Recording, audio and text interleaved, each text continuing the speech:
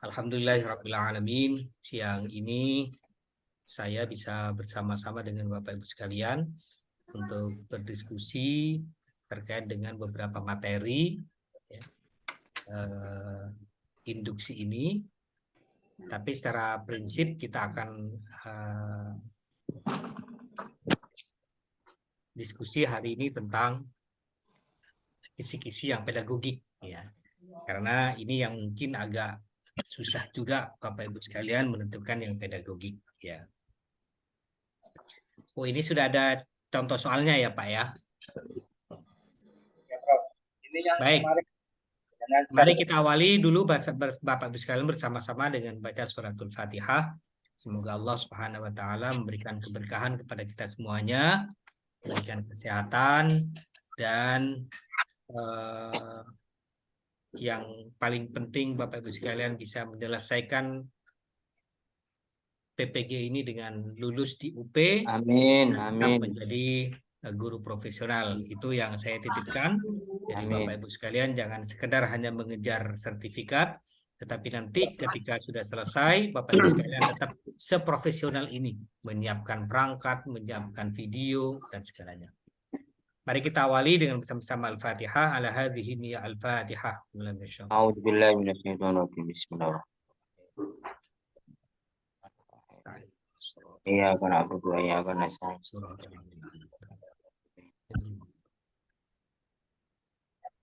Baik, silakan Pak Masrur dipimpin. Ini kenapa ada jeda di atas, Pak? Mungkin ada yang perlu dihapus itu, Pak. Biar screen-nya ke atas.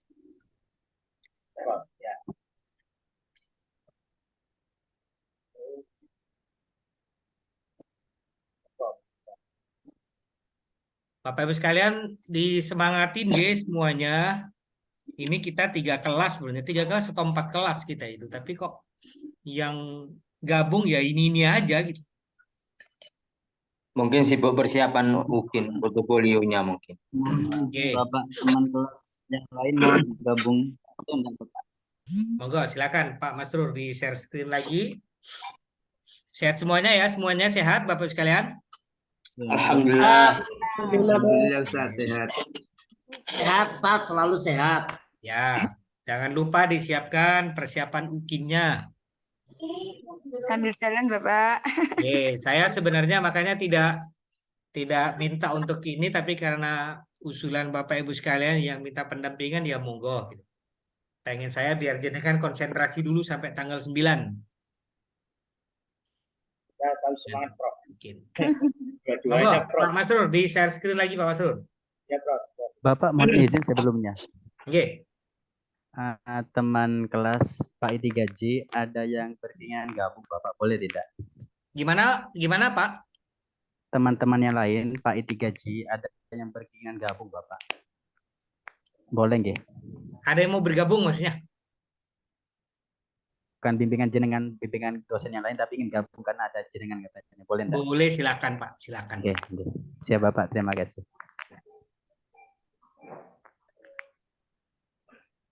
Ya, Prof. Saya ini, Prof.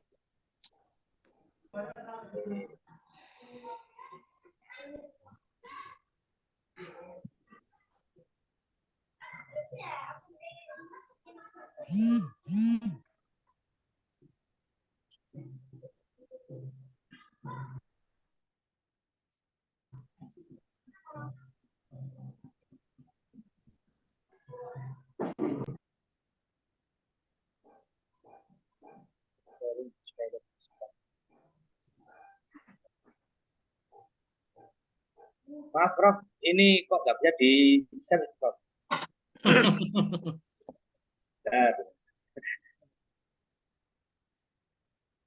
Bapak sudah jadi host loh ya? Iya. Saya ini kok ada lagi yang dicobalah dulu pelan-pelan. Ya. Oh ya. Ya, sudah.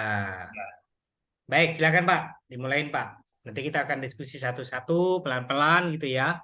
Di mana yang harus Bapak Ibu sekalian pegang. Ini file ini sudah di-share ke mahasiswa Pak Masrur, ke teman-teman? Sudah Prof, yang pertemuan terakhir dengan panjenengan itu jenengan langsung share di grup itu ya ini yang kami pakai Prof. Kan ada 3 modul itu Prof. Mulai dari pedagogik, profesional sama Tapi yang pedagogik sudah ada contoh soalnya kan? Sudah ini ya? Ya, sudah ada lengkap Prof. Baik, silakan Pak dari awal. Silakan. Bismillahirrahmanirrahim.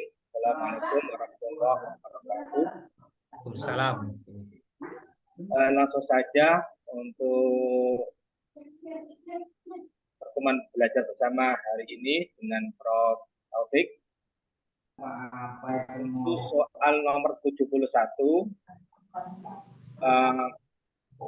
langsung saja ya. Untuk indikator inisialnya adalah menganalisis dan KIKD dalam kaitan dengan penyusunan IPK. Lalu indikator esensial ini terdapat dalam modul perangkat dan media pembelajaran KB2 halaman 11. Saya bacakan.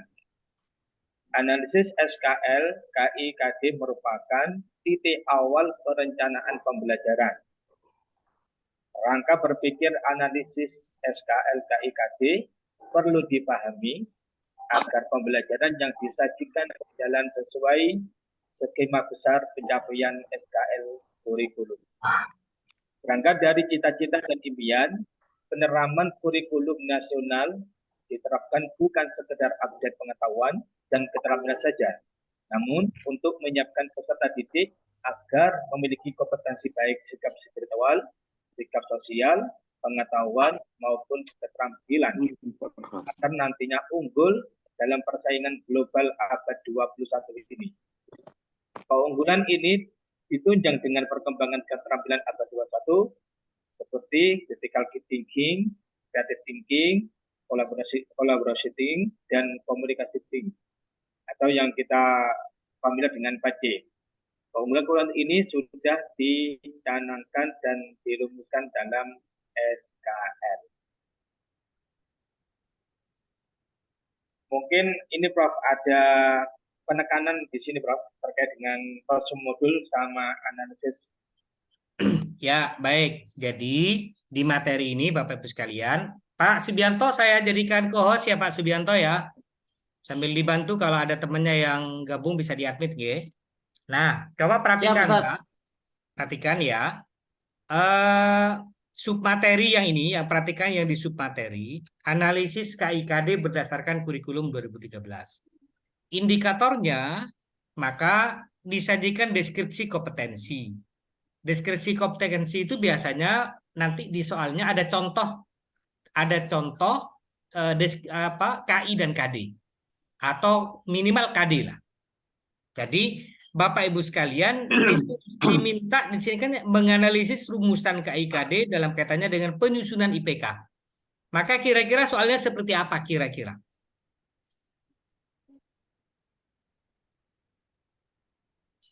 Kira-kira itu soalnya Bapak Ibu diminta untuk menyusun IPK. Nah, contoh soal yang ada di sini ini hal-hal yang diperhatikan dalam pengembangan IPK. Contoh soalnya hal-hal yang ya boleh juga ini, tetapi nanti tidak sesuai dengan indikatornya. Jadi ini biasanya ada deskripsi kompetensi dasar. Nanti Bapak Ibu sekalian diminta untuk menyusun IPK yang sesuai dengan 2013 yang berbasis HOTS. Ya. Coba contoh kalau umpamanya saya buatkan. Ada satu IPK, ada satu KD yang menyebutkan menganalisis makna mari ikhlas beramal dalam kehidupan sehari-hari, umpamanya gitu. Nah, biasanya bersoal, perhatikan KD berikut ini. Menganalisis makna, ada 3.2 umpamanya. Menganalisis makna mari ikhlas beramal dalam kehidupan sehari-hari. Nah, kalau ada pertanyaan seperti ini deskripsinya. Maka kira-kira nanti pertanyaannya kalau ada gini, Susunan indikator pencapaian IPK yang HOTS berdasarkan KD di atas adalah, ya. Coba kalau menurut Bapak Ibu sekalian, A menyebutkan, ini menyebutkan panjang ya, bla bla bla bla bla bla ya. Saya cuma kata kunci yang saya sebutkan, menyebutkan, B menyimpulkan, D menggambarkan, D menjelaskan, E mengidentifikasi. Kira-kira yang mana yang menurut Bapak Ibu sekalian yang itu berbasis HOT? Menyimpulkan mungkin. Menyimpulkan, Mengidentifikasi. mengidentifikasi. Jadi kalau menjelaskan, menyebutkan, menentukan itu kan tidak berbasis HOT. Padahal yang kita minta biasanya Bapak Ibu sekalian diminta untuk menyusun KI, KD, IPK itu yang lebih banyak pada C3, 4, C5, dan C6. Ya, mengidentifikasi. Jadi ya sebenarnya benar kalau di contoh soal ini, pengembangan indikator dan materi pembelajaran merupakan dua kemampuan yang harus dikuasai oleh seorang guru. Hal yang harus diperhatikan dalam pengembangan IPK adalah tentukanlah proses berpikir yang akan dilaksanakan oleh peserta untuk mencapai kompetensi. Mendapatkan data siswa, rumusan IPK tidak menggunakan kata kerja, tidak dirumuskan dalam kalimat. Nah, ini kan karena ini buatan kita ya. Dan soal kita biasanya Bapak Ibu sekalian, soal-soal itu opsi jawabannya jumlah kalimatnya hampir sama. Coba lihat yang A itu. Lebih banyak mana tulisan jumlah kalimat yang di A, jumlah kata di A, dengan jumlah yang B, C, D, E. Lebih banyak yang A ya. Nah ini biasanya dulu kalau saya sekolah, kalau dulu ada pelajaran PMP itu, jawaban yang paling banyak itu yang biasanya yang benar. Itu yang benar. Tapi sekarang dalam konteks penyusunan soal HOT itu, opsinya itu dihitung. Jadi kalau ada 5 kata, minimal 4, 5, 6 itu aja. Jadi nggak ada yang satunya 6, satunya 12. Ya. Maka yang 12 itu yang benar. Gitu ya. Nah, ini kalau yang soal pertama, Bapak Ibu sekalian diminta untuk menganalisis rumusan IPK. Kira-kira IPK mana yang sesuai dengan HOTS? Nah, kita kenalkan ada 4C kan? Kalau ini tadi disebutkan di pembelajaran abad 21, kita kenal dengan 4C. Yang pertama adalah critical thinking, ya, berpikir kritis. Yang kedua adalah creative thinking, ya, berpikir kreatif. Yang ketiga collaborating. Collaborating ini adalah berkolaborasi. Ya, biasanya pola-polanya project based learning, problem based learning, gitu kan. Kemudian communication. Communication itu bagaimana kita bisa mendeskripsikan, menyampaikan, dan segalanya. Oke, jadi indikator pertama biasanya tampilnya adalah contoh KD, contoh KI KD.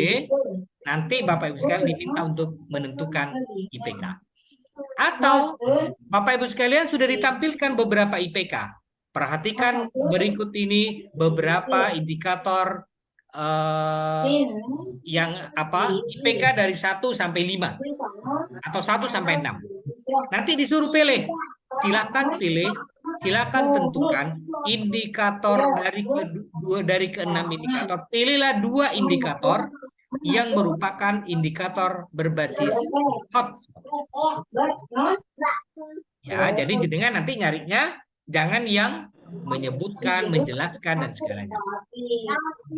Nah, ini biasanya gini. Ini Sinten ini yang masih aktif suaranya. Pak Abdul Wahid itu dimatikan. Abdul Wahid. Tolong Dimatikan dulu Pak mic-nya. Oke. Monggo. Biar tidak. Monggo yang lain. Ada yang pengen disampaikan? Prof, ngapunten Prof.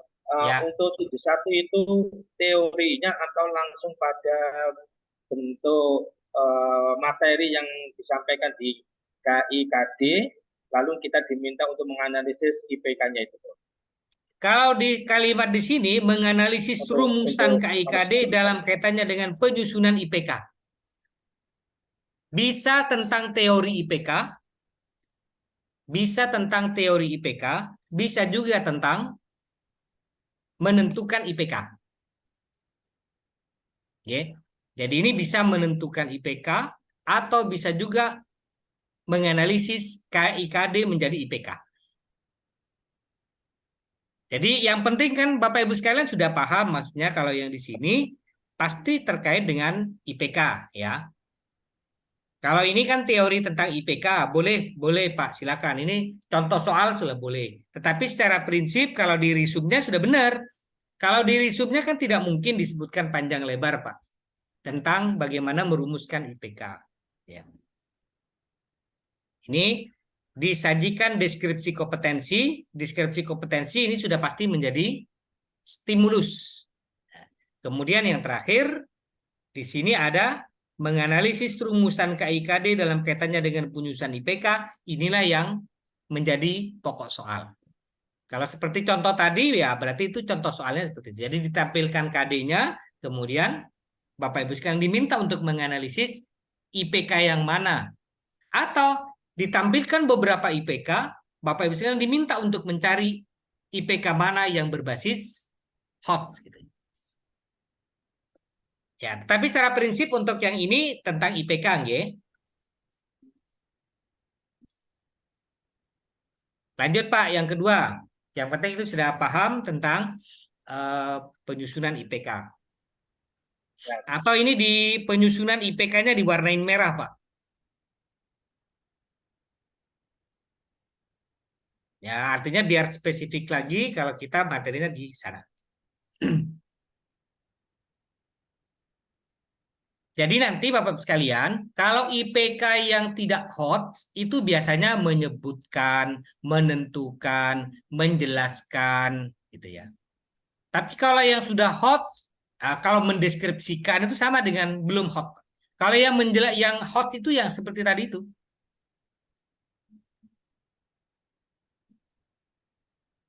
Jadi yang C1, C3 ke atas ya. Sebenarnya kita minta C4, C5, C6. Jadi C3. Baik, Prof. Terima kasih. Jadi teman-teman bisa Pak. kita sebutkan untuk soal nomor 71 itu terkait dengan penyusunan IPK. Ya, ini teori tentang semuanya ya. Kecuali semuanya. Baik, langsung kita ke 72. Apa ada yang ditanyakan teman-teman? Kalau enggak jawabannya A ya, benar jawabannya A itu nggih. Ya.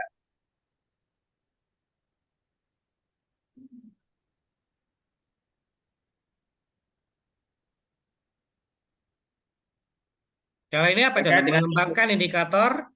Hal yang harus diperhatikan dalam pengembangan IPK adalah menentukan proses mendapatkan rumusan IPK tidak menggunakan kata kerja. Oh, ini kan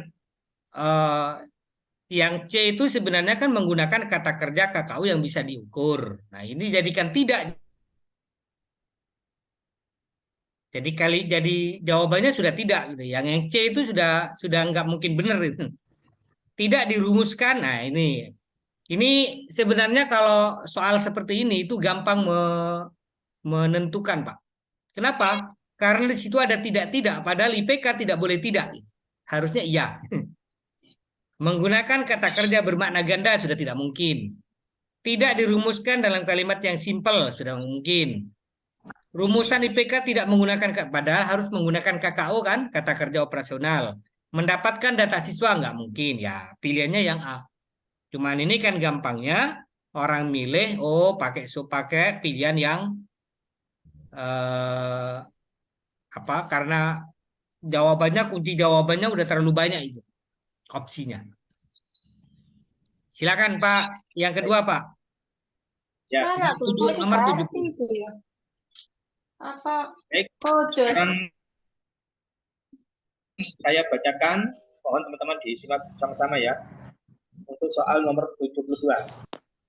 Disajikan contoh IPK. mahasiswa dapat menentukan kriteria IPK yang bermuatan tuntutan pembelajaran abad 21 serta penguatan pendidikan karakter.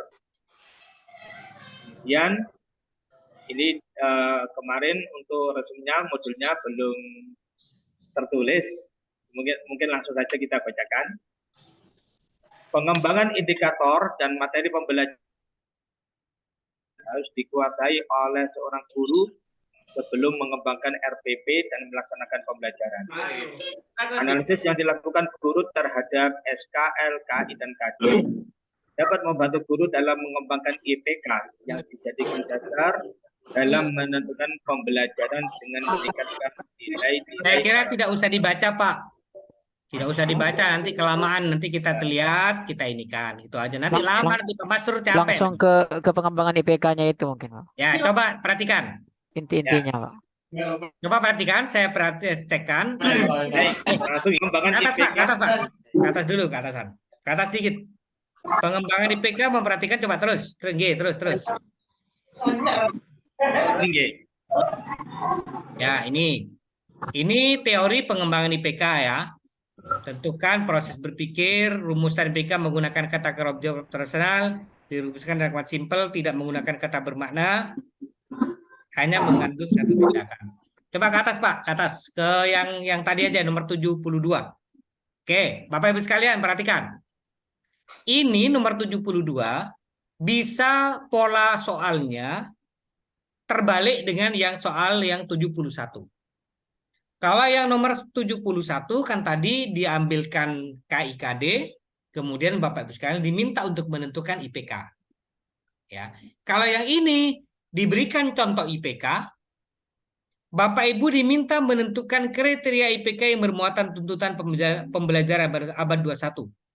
Kalau kriteria IPK yang ini, Bapak Ibu diminta untuk menentukan. Maka contoh soal yang ada ini nggak benar. Ya.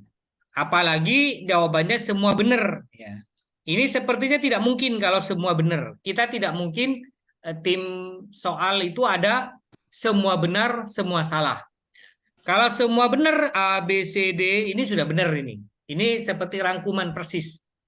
Nih. Maka kira-kira soalnya seperti apa, Pak? Yang ini, Bapak Ibu sekalian. Kira-kira soalnya seperti apa?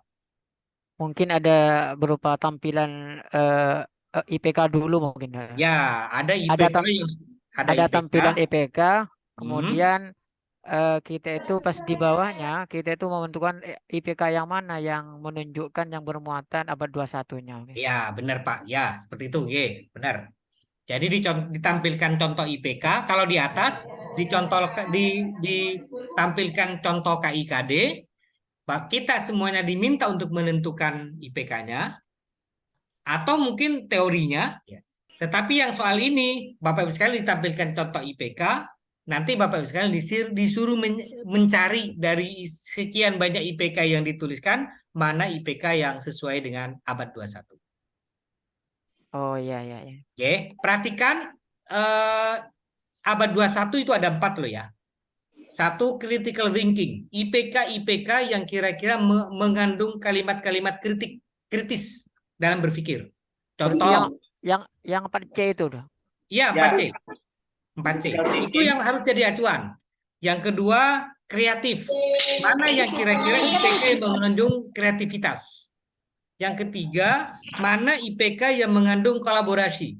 Kolaborasi artinya menyuruh siswanya mendiskusikan, ini namanya kolaborasi, untuk berkolaborasi dengan kawan yang lain untuk menentukan materi namanya. Yang keempat, yang terakhir, communication. Komunikasi itu mempresentasikan, ya. Itu mempresentasikan itu kalimat-kalimat yang biasa dipakai. Nah, ini ada contoh namanya. Jadi contoh, saya buatkan contoh namanya.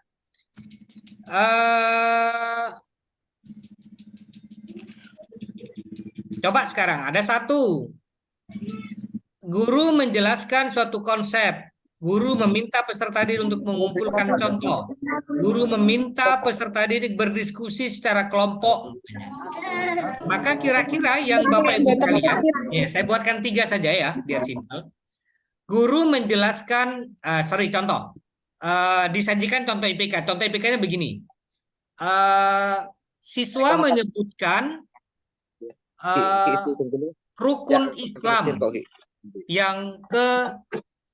siswa menyebutkan rukun Islam.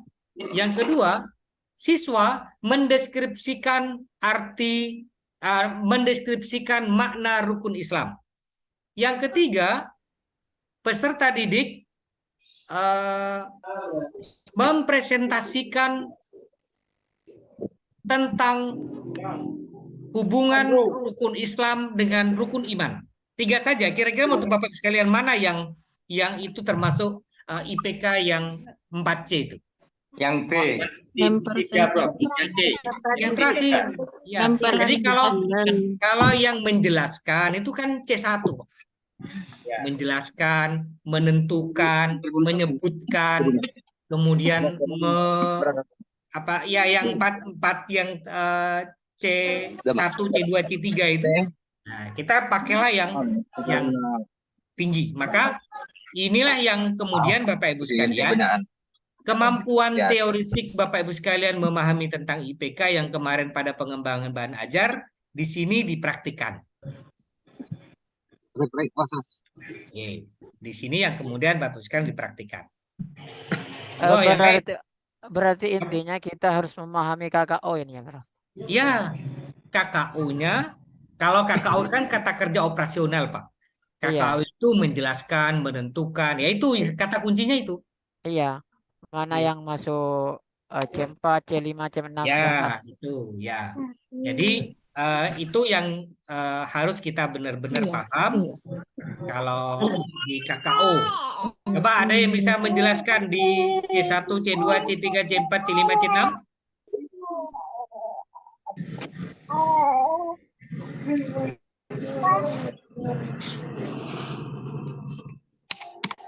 Ada yang bisa diskusi?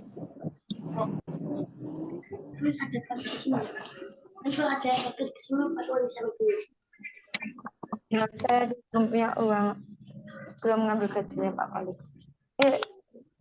Ngambil apa enggak? Sudah ngambil gajinya sama nanti? Belum.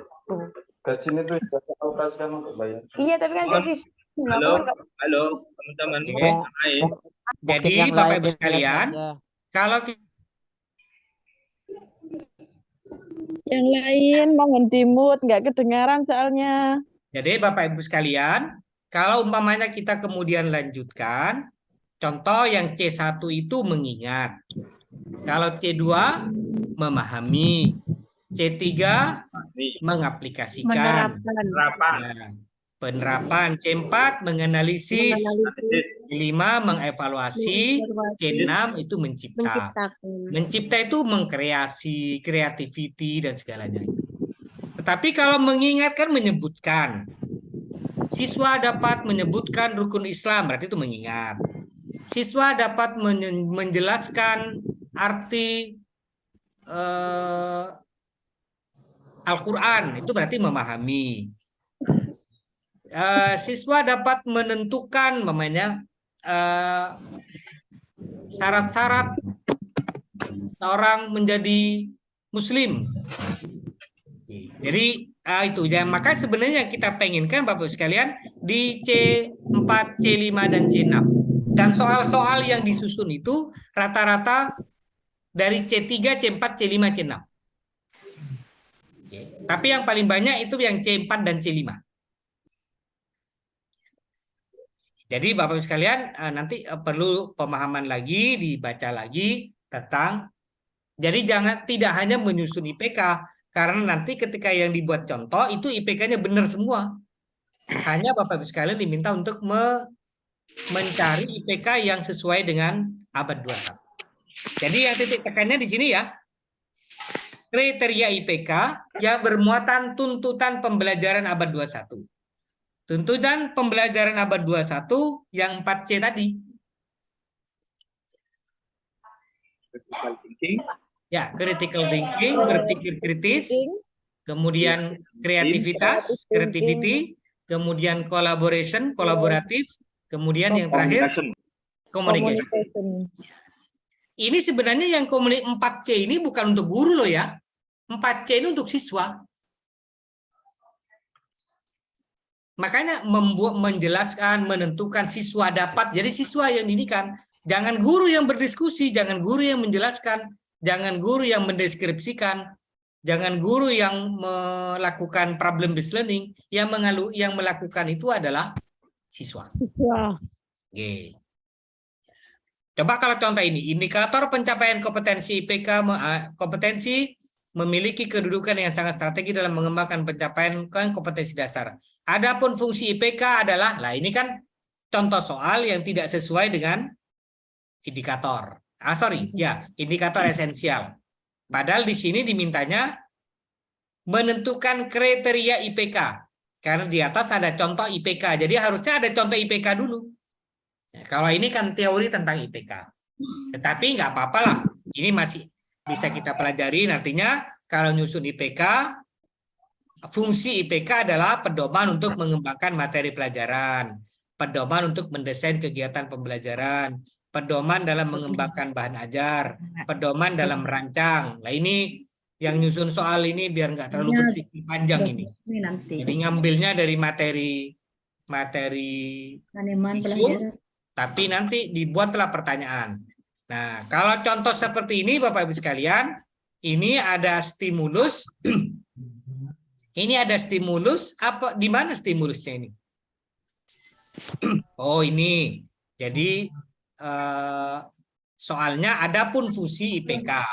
Cuman yang bikin salah adalah jawabannya semua jawaban benar. Jadi beberapa soal itu sudah dihindarin, Pak. Semua jawaban benar, semua jawaban salah. Tapi ada A, B, C sudah ada jawabannya, yang D semua jawaban benar, yang E semua jawaban salah. Jadi itu sudah tidak ada. Contoh soal kecuali juga sudah mulai diminimize. Silakan, sudah paham ini ya? Prof, mungkin bisa direview, dikasih contoh soal Prof terkait dengan ini Prof. Ya tadi kan sudah saya buatin. Yang 3 tadi itu. 1, 2, 3. Ini kan contoh singkat, makanya pilihannya hanya 3, Pak. Jadi ada IPK tentang haji, namanya. Jadi ada IPK yang pertama, peserta didik menjelaskan makna haji. Yang kedua, peserta didik menyebutkan rukun haji. Kemudian yang ketiga, peserta didik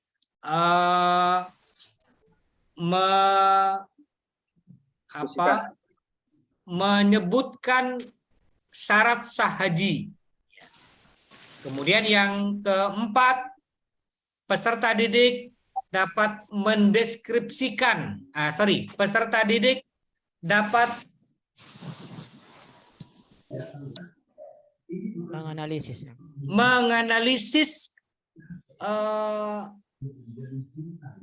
fungsi, menganalisis makna dari pelaksanaan ibadah haji di Arafah. Maka yang Bapak Ibu sekalian tentukan yang itu IPK yang paling tinggi adalah menganalisis itu. Kalau menjelaskan, menentukan, memaknai, mengurutkan itu kan biasa, Pak. Tapi ketika menganalisis makna wukuf di Arafah itu kan tidak sembarang siswa bisa menyampaikan itu kan. Kalau menganalisis kegiatan haji, Ustaz. Ya, yang penting dari pilihan itu mana yang paling tinggi. Oke. Menganalisis. Yang paling berat Bapak Ibu sekalian ketika ada contoh 6, tapi Bapak Ibu sekalian diminta untuk mencari 2 atau 3. Mana di antara 2, di antara 6 itu yang termasuk IPK yang C4 lah. Itu kan pokoknya nanti dibuang dulu. Dibuang yang menjelaskan, dibuang yang menentukan, dibuang yang menyebutkan, itu dibuang dulu. Yang enteng-enteng ini, C1, C2, C3. Berarti dari kayaknya menentukan lebih dari 1 itu, Prof. Ya. Ya, Enggak mungkin salah. ya, ya enggak lah Nomor Pak. 72 ini soalnya perlu diperbaiki ya. Ya, soalnya ini tidak sesuai.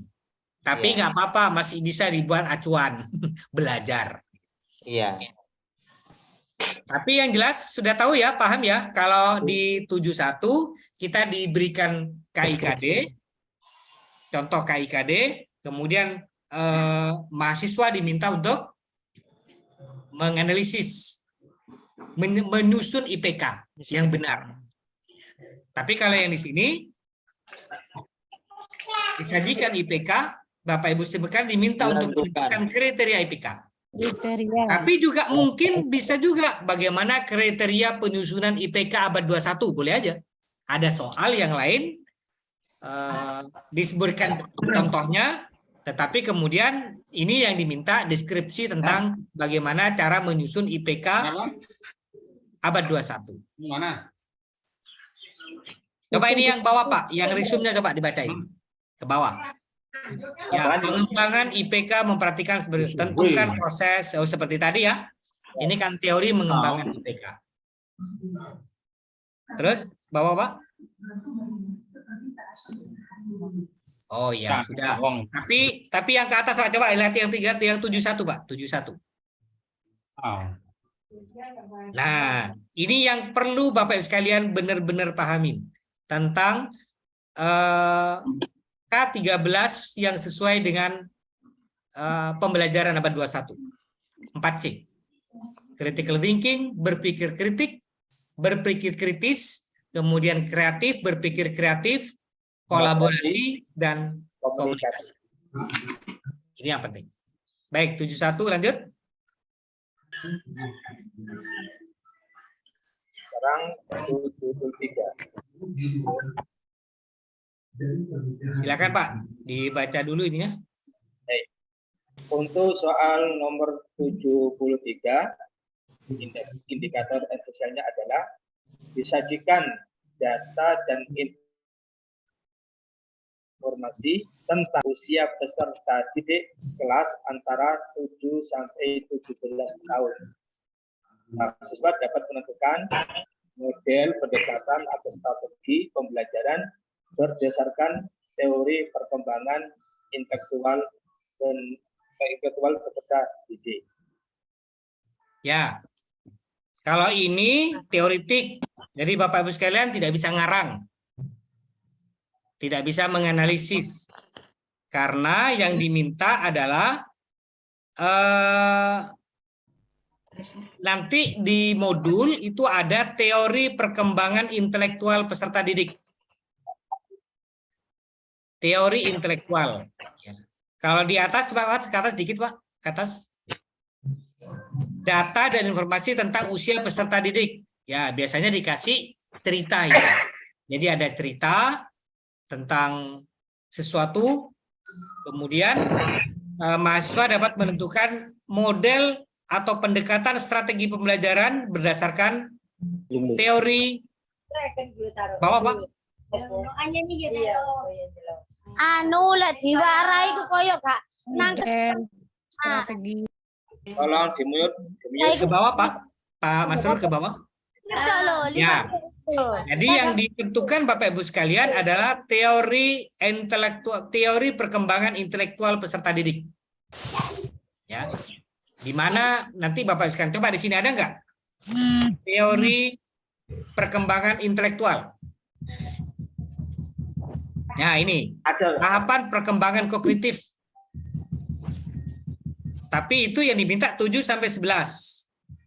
Tahap operasional konkret yang ini ya. Ya, yang ini. Tahap operasional konkret. Kemudian yang bawah tahap operasional formal. Formal. Ya. Ini kalau teorinya. Tapi biasanya nanti akan keluar bagaimana biasanya diberikan cerita yang kaitannya dengan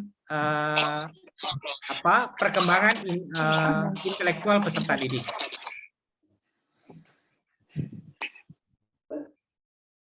Ya, coba kita contoh. Ini ada contoh.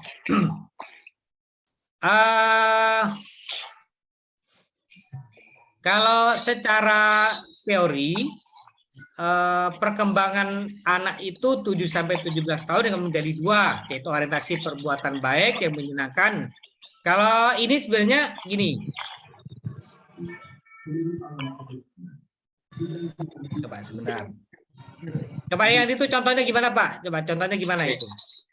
Perkembangan keterampilan kognitif merupakan salah satu aspek yang sangat penting dalam perkembangan peserta didik. Kita ketahui bahwa peserta didik merupakan objek yang berkaitan langsung dengan proses pembelajaran. Sehingga perkembangan keterampilan kognitif sangat menentukan keberhasilan peserta didik dalam sekolah. Pernyataan berikut yang menjelaskan mana istilah kognitif adalah. Nah, ini kelihatannya sama dengan soal nomor 17. Oke. Jadi sebenarnya kalau di sini kaitannya tentang jadi nanti Bapak Ibu sekalian benar harus membaca strategi pembelajaran kan ada cooperative learning, ada problem based learning. Itu dipahamin betul ya, karena itu biasanya banyak di indikator keluar itu. Indikatornya ada problem based learning, kemudian cooperative learning, project based learning, gitu. Kemudian apa lagi? Coba kalau secara umum apa? Kalau project based learning apa? Kalau project based learning? Kayak ada karya bikin proyek gitu. Proyek berupa proyek. Oke. Jadi peserta didik diminta untuk bekerja tim. Jadi diberikan Kayak proyek, ya diberikan pekerjaan oleh guru untuk membuat apa namanya bersama-sama. Apa bedanya dengan problem based learning? memecahkan masalah. Memecahkan masalah. Ya, jadi problem based learning guru memberikan masalah. Beberapa ini yang itu bermasalah, yang diberikan masalah, Bapak Ibu sekalian biasanya dipancing oleh demikian, kemudian siswa diminta untuk memecahkan masalah yang ada. Problem based learning, kemudian ada project based learning. Kalau cooperative learning apa? Keterlibatan peserta didik, Prof, dalam pembelajaran. Yang kita sering sebutkan diskusi itu sebenarnya yang paling banyak ya cooperative learning. Jadi dia bekerja sama, kerja kelompok. Ya kelompok ya. Tetapi yang di sini Bapak Ibu sekalian ini yang terkait dengan dari nanti Bapak Ibu sekalian akan diminta untuk menentukan strategi atau model pembelajaran yang kaitannya dengan teori perkembangan intelektual peserta didik. Jadi silakan nanti coba modulnya ini benar nggak Pak? Ke bawah Pak. Benar nggak? Kalau modulnya ini teori perkembangan, Prof. Oh, teorinya ya? Ya, teori perkembangan. Tidak ada modelnya. Ya, gitu. Jadi teori perkembangannya ya, teori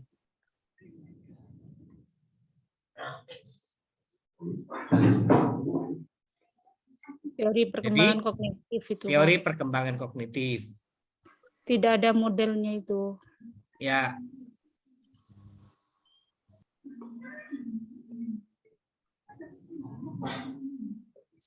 Oke, coba ini ke bawah sepertinya kita akan diskusi banyak tentang ini lagi. Coba kita samakan ya.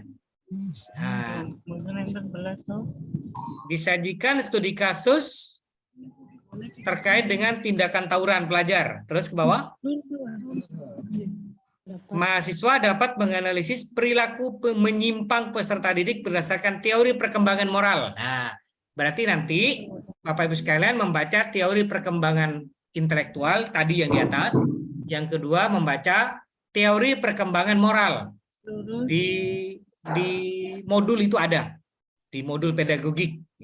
Nah, contoh-contoh seperti ini biasanya ini kemampuan menganalisis Bapak Ibu sekalian. Karena materi ini terkait dengan cerita. Jadi biasanya ada cerita panjang tentang perilaku siswa umpamanya pada Kompas 2022 terjadi tawuran antara pelajar SMK Negeri 1 dan SMK Negeri 2. Itu Bapak Ibu sekalian tidak usah terlalu terpancing dengan cerita. Dengan ceritanya. Tetapi yang Bapak Ibu sekalian harus benar-benar pahamin adalah apa yang ditanya di bawahnya. Pada pokok soalnya. Karena di pokok soal itulah yang kemudian yang akan menentukan jawabannya yang terkait dengan teori perkembangan moral. Kenapa ulang tahun? Nanti ulang tahun. Kemana Ira sama teman? Adik kecil ini loh yang digendong. Monggo, ada yang ini? Nanya aku tapi mau. Iya semua. Iya ya. Orang ini. Tapi belum Yang perkembangan moralnya ini yang yang 1-2 ini dah. Silakan. Ada yang main komentar?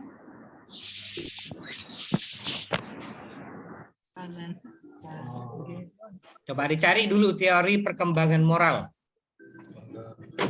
Maaf ya Pak.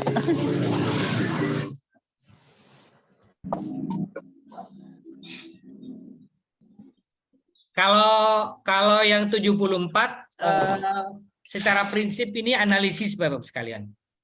Jadi teori perkembangan moral walaupun secara teoritik yang disebutkan, tetapi ini nanti Bapak Ibu sekalian butuh menganalisis betul.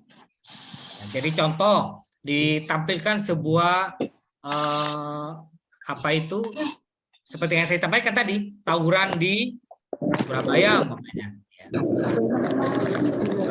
Kemudian Bapak Ibu sekalian lagi diminta kasus tawuran di atas itu dari perilaku menyimpang kira-kira yang apa yang menyebabkannya. Jadi penyebabnya itu karena lingkungan, karena orang tua, atau karena dirinya sendiri, karena kurang perhatian, atau yang lain. Nah ini sebenarnya yang nanti harus kita alami. Tapi kalau pengaruh, karena ini pengaruhnya moral, maka nanti di pilihannya yang mana yang kira-kira itu ada indikasi ke moral, Pak. Jadi nyarinya di sana. Kalau contoh soalnya ini kan teori ya. Ini teori tentang ini teori tentang perkembangan agama jauh lagi nih. Iya, spiritual ini, perkembangan spiritual. Ya, ini contohnya yang spiritual. Enggak, kalau yang 74 saya kira itu lebih gampang ke Bapak Ibu sekalian karena ini adalah materi yang simpel. Tapi Bapak Ibu sekalian harus menganalisis. Ya.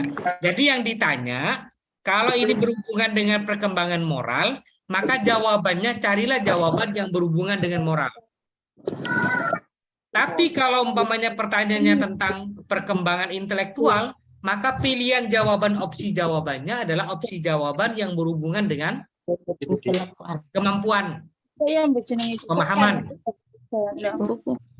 Ini bukan karena faktor lingkungan, bukan karena faktor keluarga, bukan karena faktor orang tua, bukan karena faktor moral, tetapi murni karena faktor pengetahuan, pemahaman.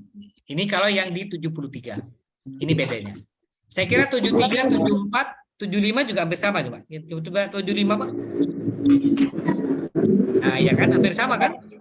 Jadi banyak soal-soal sini, tapi kaitannya dengan apa nih, Bang? Bawah. Terus teori perkembangan emosional. Nah, teori perkembangan emosional. Kalau yang soalnya ini kan contoh, ya. Contoh. Ini termasuk perkembangan. Coba lihat, kita baca soalnya coba. Coba lihat baca soalnya.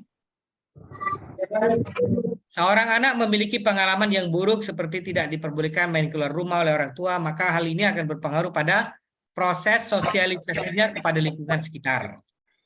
Dari hal tersebut merupakan faktor pengaruh terhadap anak tersebut apa? Kata kuncinya tadi, tidak bisa bersosialisasi dengan lingkungan sekitar. Maka kalau kita pilihan seperti ini A, B, C, D, E, kira-kira Sosial. sosial. Karena makanya kemampuan Bapak Ibu sekalian membaca kata kunci itu yang penting. Karena nanti Bapak Ibu sekalian diminta bahkan membaca. Ketika membaca benar-benar harus difikirkan ini kira-kira arahnya kemana. Ini kalau kita pegang di sini berpengaruh pada proses sosialisasinya kepada lingkungan sekitarnya yang berbeda di luar rumah. Hal ini akan menyebabkan anak menjadi tidak tahu dan kurang bersosialisasi. Sudah pasti. Maka kalimat ini kalau umpamanya pilihannya seperti ini, yang dipilih adalah sosial. Bukan teori tentang emosi, teori tentang spiritual, maka sosial.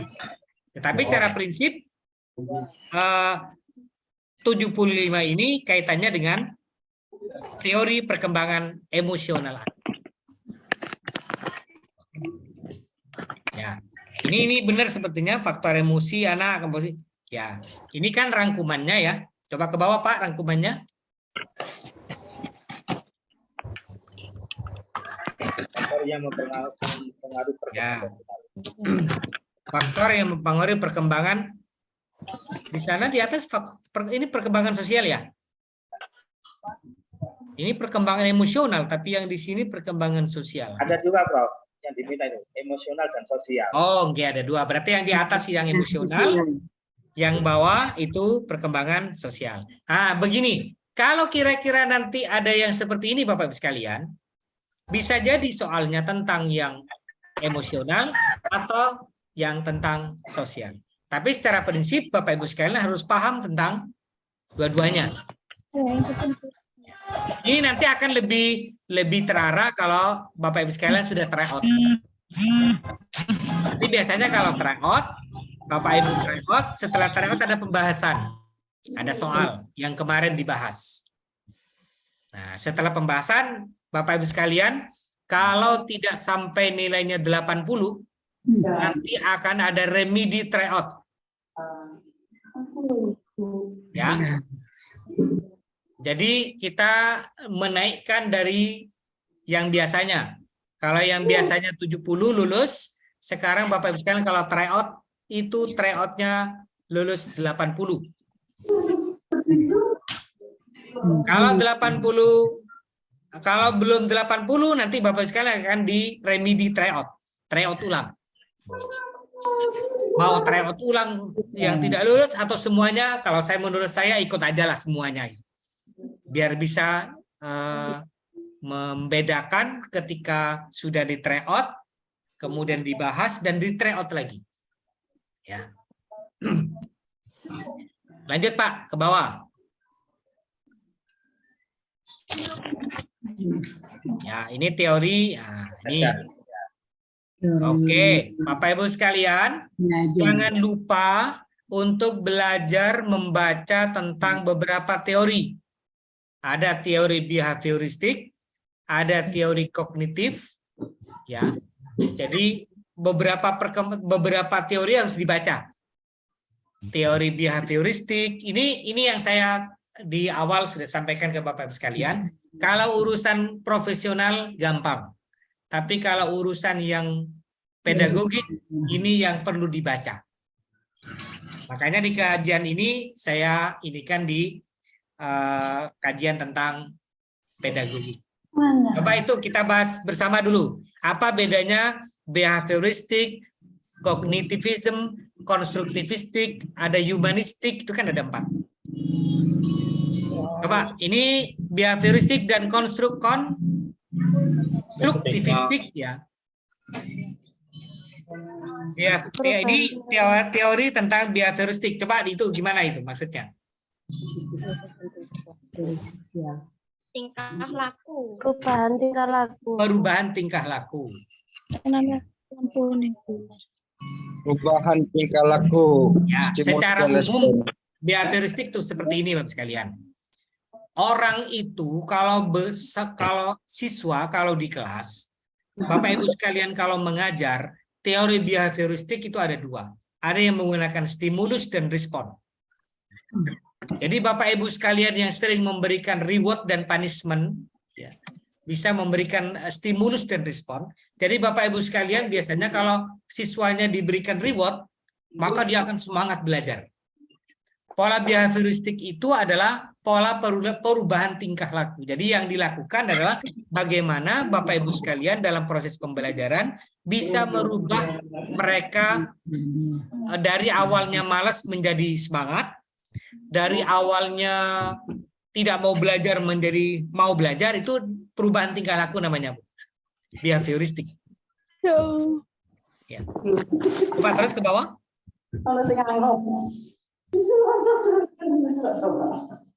Nah, ini biasanya Bapak Ibu sekalian akan diminta seperti ini. Ini ada behavioristik, kognitivistik, humanistik, konstruktivism.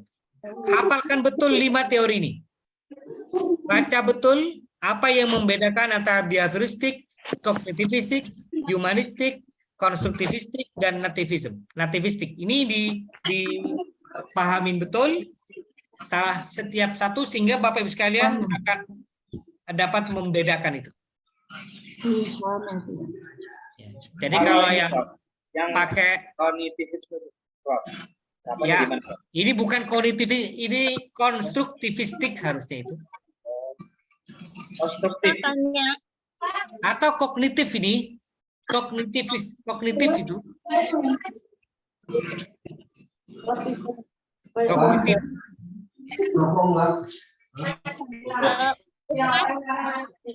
Begini, coba saya berikan yang simpel Bapak sekalian. Kalau yang behavioristik itu biasanya ngajarnya seorang guru sering memberikan stimulus dan respon. Biasanya polanya yang demikian. Kemudian yang berbalik itu ada juga yang namanya konstruktivistik. Mengajar yang menggunakan konstruktivistik itu biasanya mengajar yang banyak ya polanya membuat media, membuat ini untuk merangsang, hampir sama dengan pola behavioristik. Bedanya apa, Bro? Kalau behavior itu perubahan tingkah lakunya, tapi kalau konstruktivistik dia belajar tapi dengan menggunakan alat bantu. Contoh panjenengan menggunakan media video, menggunakan media ini sebenarnya untuk meningkatkan proses pembelajaran, kemampuan mengajar, kemampuan memahami pelajaran. Makanya disebut konstruktivistik. Biasanya dia akan beriringan dengan behavioristik dan konstruktivistik.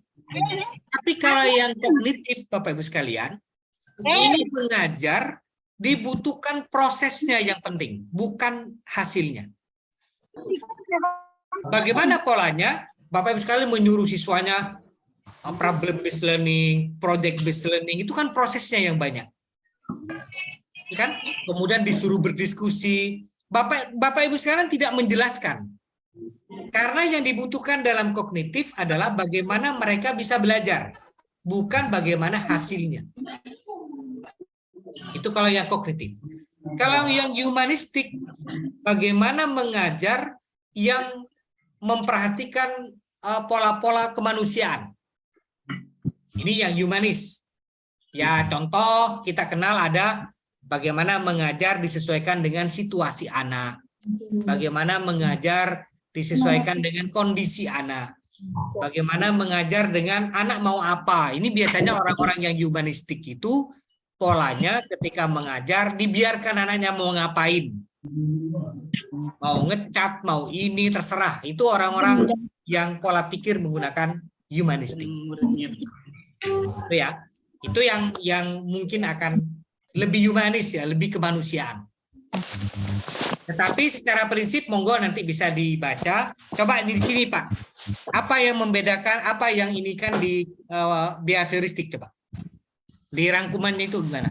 Bener nggak rangkumannya?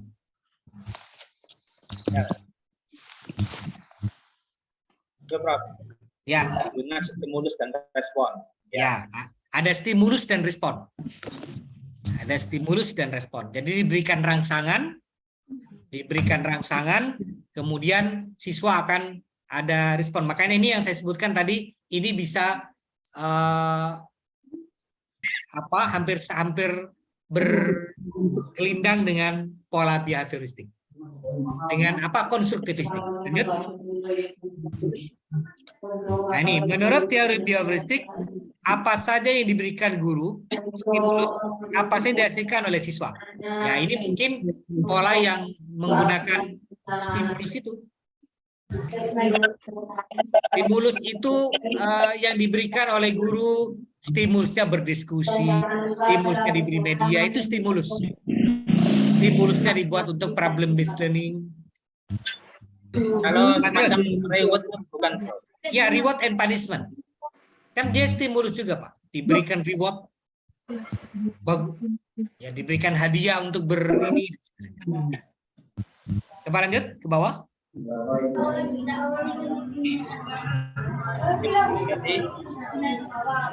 Nah, ini behavioristik ya.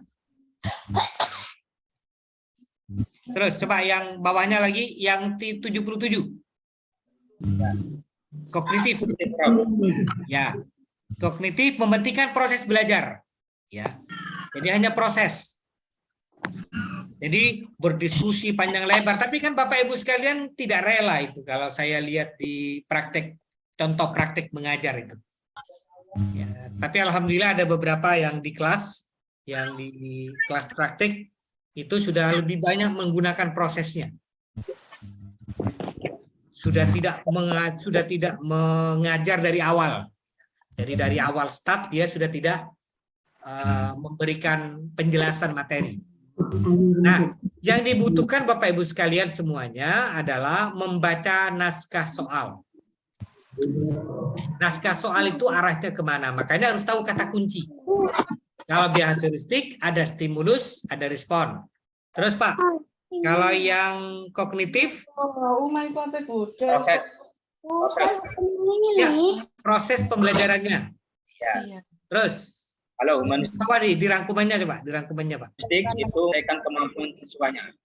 Oke, coba kemampuan. Terus ke bawah ini rangkumannya coba, lihat rangkumannya. Ya, ini. Silakan. Oke, coba sekarang yang konstruktivistik dan humanistik. Gimana ini konstruktivistik? Coba gimana bisa dibaca, Pak? Ya. Konsep belajar konstruktivistik. Teori belajar konstruktivisme adalah sebuah teori yang memberikan kebebasan terhadap manusia yang ingin belajar atau mencari kebutuhannya dengan kemampuan menemukan keinginan atau kebutuhannya tersebut dengan bantuan orang lain. Sehingga teori ini memberikan keaktifan terhadap seseorang untuk belajar menemukan sendiri kompetensi, pengetahuan, atau teknologi dalam hal lain yang diperlukan guna mengembangkan dirinya sendiri. Terus ke bawah, yang bawah lagi. Proses konstruk pengetahuan. Jadi sebenarnya kalau yang demikian itu adalah bagaimana seorang siswa bisa belajar, bisa menemukan materi secara mandiri. Biasanya kalau di teori di strategi tadi apa yang pas? Yang pas dengan konstruktivistik. Inquiry, discovery learning. Ya, inquiry, discovery learning, inquiry dan sebagainya. Itu proses menemukan sendiri, proses belajar. Kemudian Bapak Ibu sekalian contoh, ini contoh ya. Pak Masrur adalah guru pendidikan agama Islam yang akan mengajarkan materi tentang haji. Pada materi ini kemudian Pak Masrur meminta siswa untuk pergi ke perpustakaan. menemukan sendiri untuk menemukan beberapa kajian tentang haji. Setelah beberapa menit, setelah 30 menit dari perpustakaan, kemudian seluruh siswa diminta untuk masuk ke kelas dan menjelaskan hasil temuan. Kalau pertanyaannya seperti ini, seperti saya, kemudian penjelasannya, silakan tentukan teori pembelajaran yang sesuai dengan cerita di atas adalah, coba pilihannya. Ya, lihat pilihan aja Pak, sesuai dengan di sini. Karena itu pilihannya. Pasti itu ada 5 lah ini. Tidak ada lain Pak. Nanti soal-soalnya seperti ini beberapa soal itu. Ya. Jadi bisa jadi sama. Ada teori behavioristik, humanistik, kognitif, sosial, dan konstruktivistik. Jawabannya teori Mana jawabannya? konstruktivistik. Tapi kalau saya balik pertanyaan dengan teori, bukan tidak membahas teori, strategi di atas, strategi yang dilakukan oleh seorang guru merupakan strategi beberapa bagian. Ya, ada contoh-contoh strategi: problem based learning, project based learning, kemudian ada discovery learning. Kalau 3 saya pilihnya, yang benar menurut Bapak yang mana? Problem. Yang tadi saya cerita benar itu problem based learning. Cari informasi. Mencari informasi. Ya. Ya, kalau pilihannya 3 berarti ya itu B. mau pilih yang, kalau nanti ada inquiry berarti itu inquiry, cuma nanti tinggal dicek apa bedanya inquiry dengan yang tadi saya sebutkan. Ada inquiry dengan discovery learning. Suaranya di-mute kan, tidak kedengeran.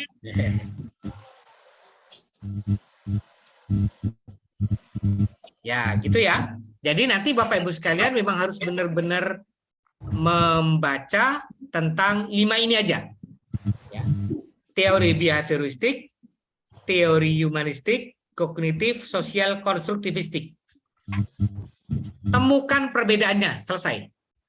Bapak Ibu sekalian tidak usah belajar banyak. Cukup behavioristik apa, humanistik apa, kognitif apa, sosial apa, konstruktivistik apa.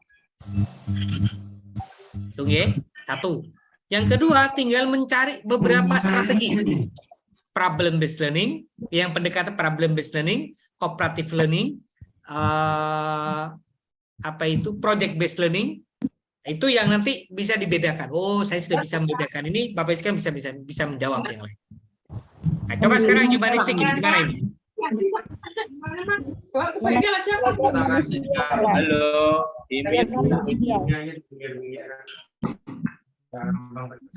Pak, lihat Pak. Ya. Mungkin dilihat dari hak, Pak. Kalau humanistik gimana nih? Teori belajar humanistik. Berikan stimulus. Oh, no. Kalau humanistik bukan stimulus. Memanusiakan. Ya. Menyesuaikan kemampuan anak. Memanusiakan manusia. Ya. Teori inilah yang kadang-kadang membuat guru tidak berkutik, apalagi dengan aturan KDRT. Teori humanistik ini adalah teori yang kadang-kadang membiarkan siswanya mau lompat, mau apa, dibiarkan, Pak. Ini aliran-aliran humanistik ini. Sehingga kadang-kadang seorang guru ngelus dada saja, mau dimarahin takut terus nggak dimarahin, tapi kemudian siswanya seperti itu, gitu kan. Jadi inilah teori-teori humanistik. Ya. Jadi memberikan siswa agar dia belajar secara alami, bebas, memanusiakan siswa. Berarti merdeka belajar berarti. Ya, merdeka belajar. Walaupun kadang-kadang gurunya yang nggak merdeka. Kurang merdeka, Pak. Jadi ketika dijelaskan siswanya naik sana sini, biarkan itu secara teori. Ini kalau kepala sekolahnya menggunakan teori humanistik yang kental, ya udah kita nggak bisa ngapa-ngapain, ya udah. Berarti kita Yang bingung. ya yang bingung gurunya nanti. Gurunya Gurunya yang yang jadi bingung. penonton. Ya. Jadi kalau menerapkan humanistik, maka ya harus ini, harus gurunya juga ahli di humanistik. Coba ini dibaca ini beberapa kaitan tentang beberapa catatan tentang pembelajaran humanistik. Coba aplikasi teori ini, coba aplikasi teori humanistik. Nih, coba merumuskan teori belajar itu. Nah, ini kan student centered. Student centered itu adalah bagian dari humanistik. Artinya siswa yang megang kendali dalam proses pembelajaran, bukan guru. Kendali penuh. Ya, makanya saya sering sampaikan, guru ngajar jangan langsung ceramah. Jangan langsung menjelaskan materi, karena itu akan membawa Bapak Ibu sekalian mengajar dengan ceramah. Kasih. Oke, lanjut. Pokoknya 5 ini kan ya, dipahamin betul apa itu humanistik, apa itu behavioristik, tapi secara umum behavioristik itu stimulus dan respon. Humanistik memanusiakan siswa. Jadi pokoknya siswa dia punya ini. Kognitif, Proses belajar, Prof. ya proses pembelajaran yang dilakukan tanpa tidak terlalu banyak memikirkan bagaimana hasilnya. Hasilnya. Ya, ini sebenarnya realisasi dari K13. Ya. Besok ketika kurikulum merdeka, ini benar-benar pola kognitif. Jadi prosesnya yang didahulukan, pemahaman siswa itu tidak menjadi prioritas. Tetapi bukan berarti kemudian wis dibiarkan apa kata siswa, bukan gitu. Nah, kalau konstruktivistik, Yang penting ajar. Mencari memberikan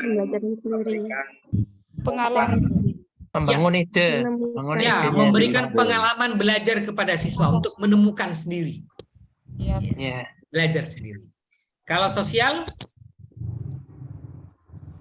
nomor ini, Prof. Bunga.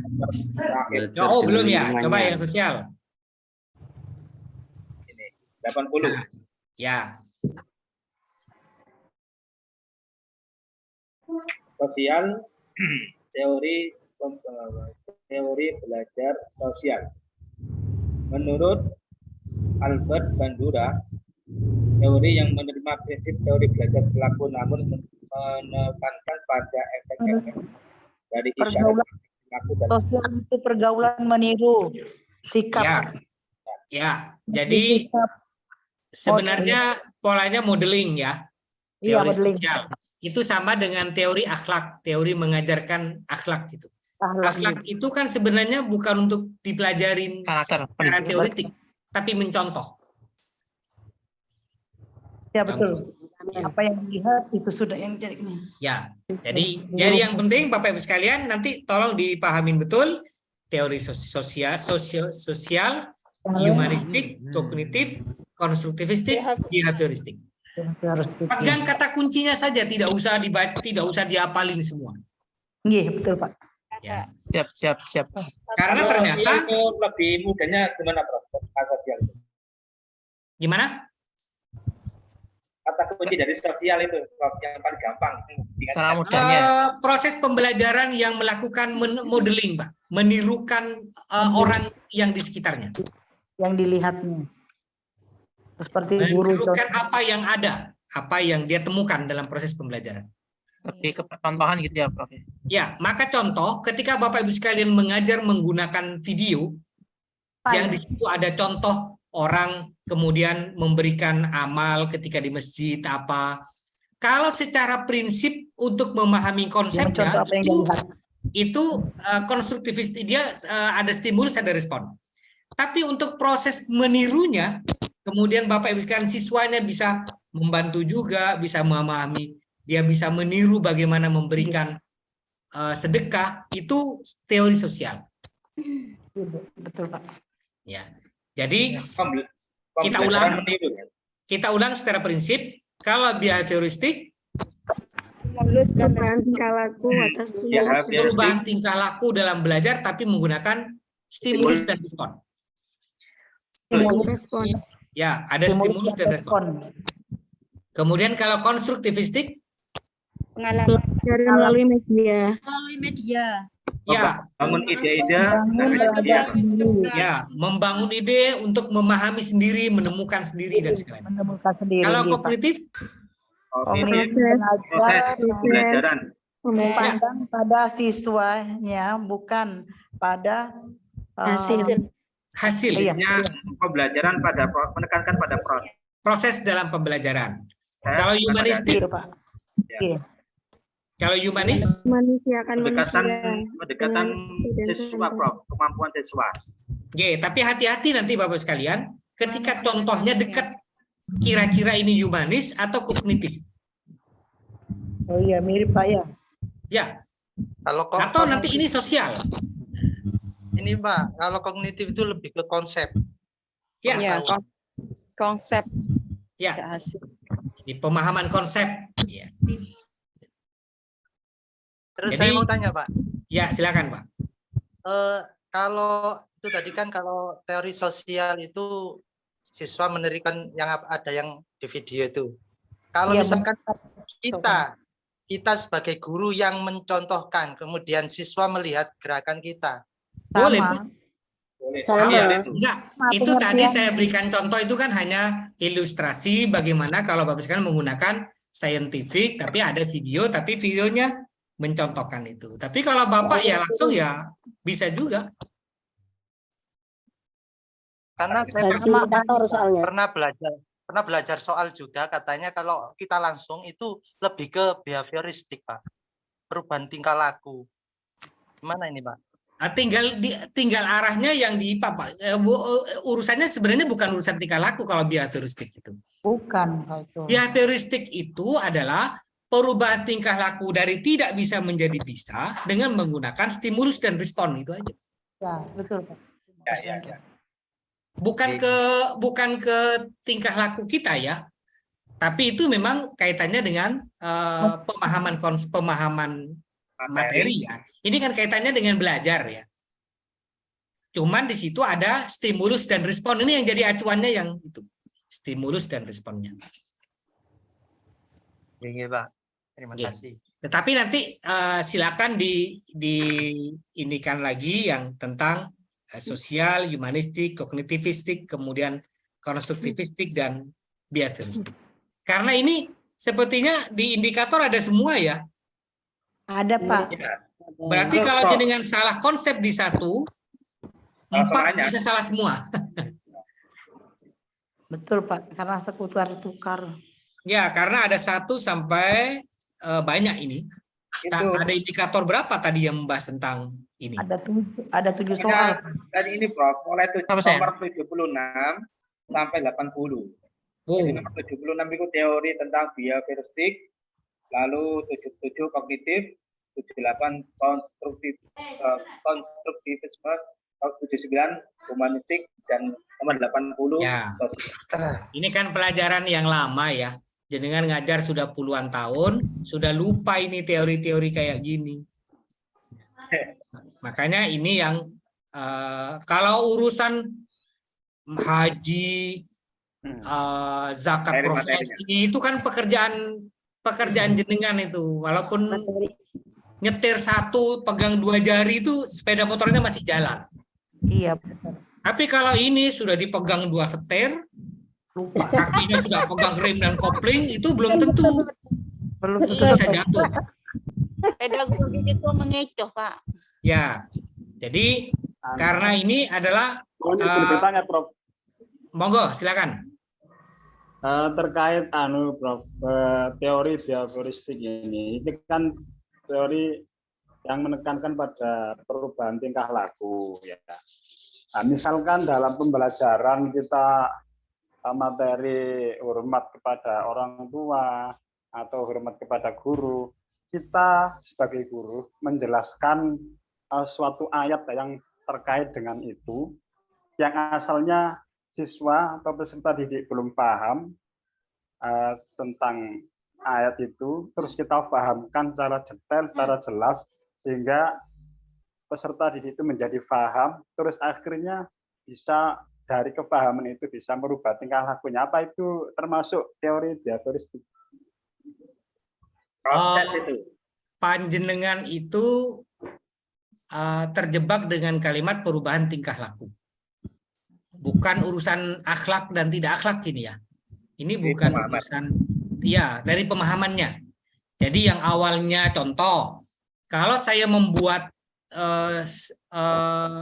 meminta siswa, kemudian dia awalnya menjawab ada berapa rukun Islam? Ada 4 Pak. Ya, bagus Kak, bagus.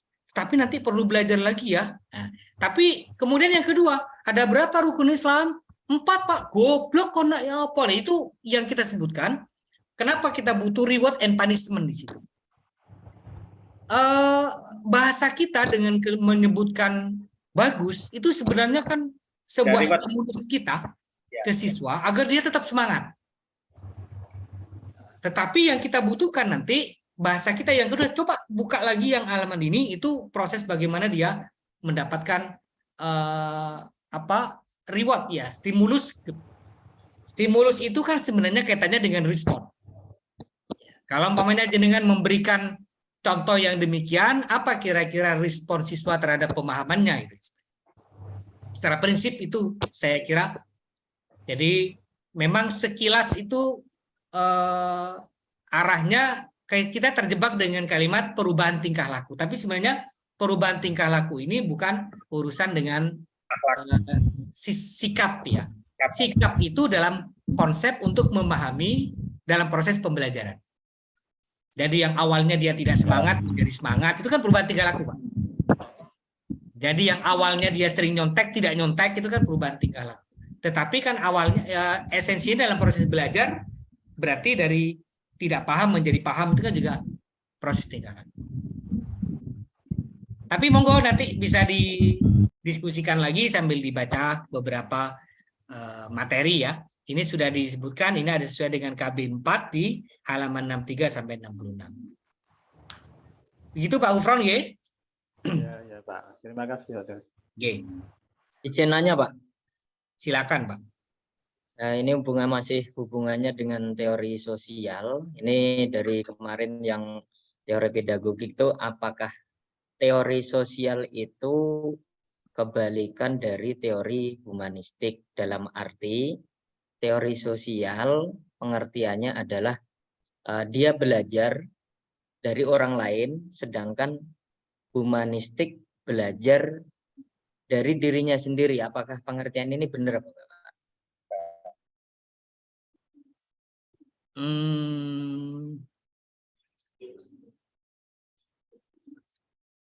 Karena ini model pembelajaran yang di kelas ya. Jadi ini bukan kembali ke individu-individu siswa, Pak. Ini adalah proses yang dilaksanakan dalam proses pembelajaran di kelas. Jadi ada kognitif, ada konstruktif, ada behavioristik, ada humanistik dan sosial. Bukan urusan individu siswa, tapi urusan proses dalam pembelajaran, teori belajar. Oh iya. Teori belajarnya. Jangan keseret ke individu. Kalau humanis itu kan ya itu nanti arahnya memang hampir sama seperti itu. Tetapi ini bagaimana proses pembelajaran itu menggunakan teori humanistik itu, yaitu bagaimana meminta siswa melakukan belajar sesuai dengan kondisi alam yang ada. Kalaupun kaitannya sosial itu bukan berarti mencontoh orang lain, tapi mencontoh alam, mencontoh apa itu kan bisa jadi. Ya, baik Pak. Oke, coba kita lanjut dulu. Lanjut dulu. Terus? Sekarang kita ke nomor soal 81. IPK yang berorientasi pada pembelajaran abad 21. Hampir sama ya, ngulang dengan yang tadi. Kalau jenengan paham betul tentang pembelajaran abad 21 yang 4C, mau diputar IPK-nya yang seperti ini tetap sama. Critical thinking, creative thinking. Ya, critical thinking, kemudian Creative thinking, creativity, komunikasi. kemudian kolaborasi dan ini. Jadi itu yang dipahami. Ini kaitannya KIKD dan IPK. IPK-nya diminta sesuai dengan teori pembelajaran abad 21. Diberikan kasus tentang pembelajaran. Mahasiswa dapat menilai konstruksi IPK dalam RPP yang berorientasi pada pengembangan kemampuan berpikir kritis, kreatif, inovatif, dan kemampuan kolaboratif. Jadi catatannya berpikir kritis, kreatif, inovatif, dan kemampuan kolaboratif. Ya, C4 kan berarti kan? Ya. Jadi ini contohnya biasanya, coba kalau contoh soalnya. Pada pembelajaran PI kelas 2 SD, siswa diputarkan Murattal Juz Amma, kemudian siswa menirukan bersama-sama, diulang sampai menunjukkan siswa ke depan membaca surat dan sudah benar atau salah. Dalam pembelajaran indikator apa yang ingin dicapai oleh guru? Ini di mana yang 4C-nya? Ada nggak?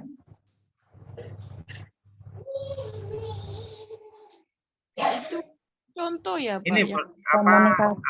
Guru menuju salah satu siswa untuk maju ke depan membaca guru maju ke depan membaca surat An-Nas dengan benar. Berarti kalau begitu ini membaca ya? Ya, membaca. Kalau dari 4C masuk di apa? Komunikasi. Komunikasi. Ya, karena ini hanya kelas 2, ya kelas 2 komunikasinya mungkin karena dia maju saja dan ngomong, menyampaikan itu bagian dari komunikasi. Membaca, menghafal, melafalkan, menirukan, mengingat. Pilihannya apa ini?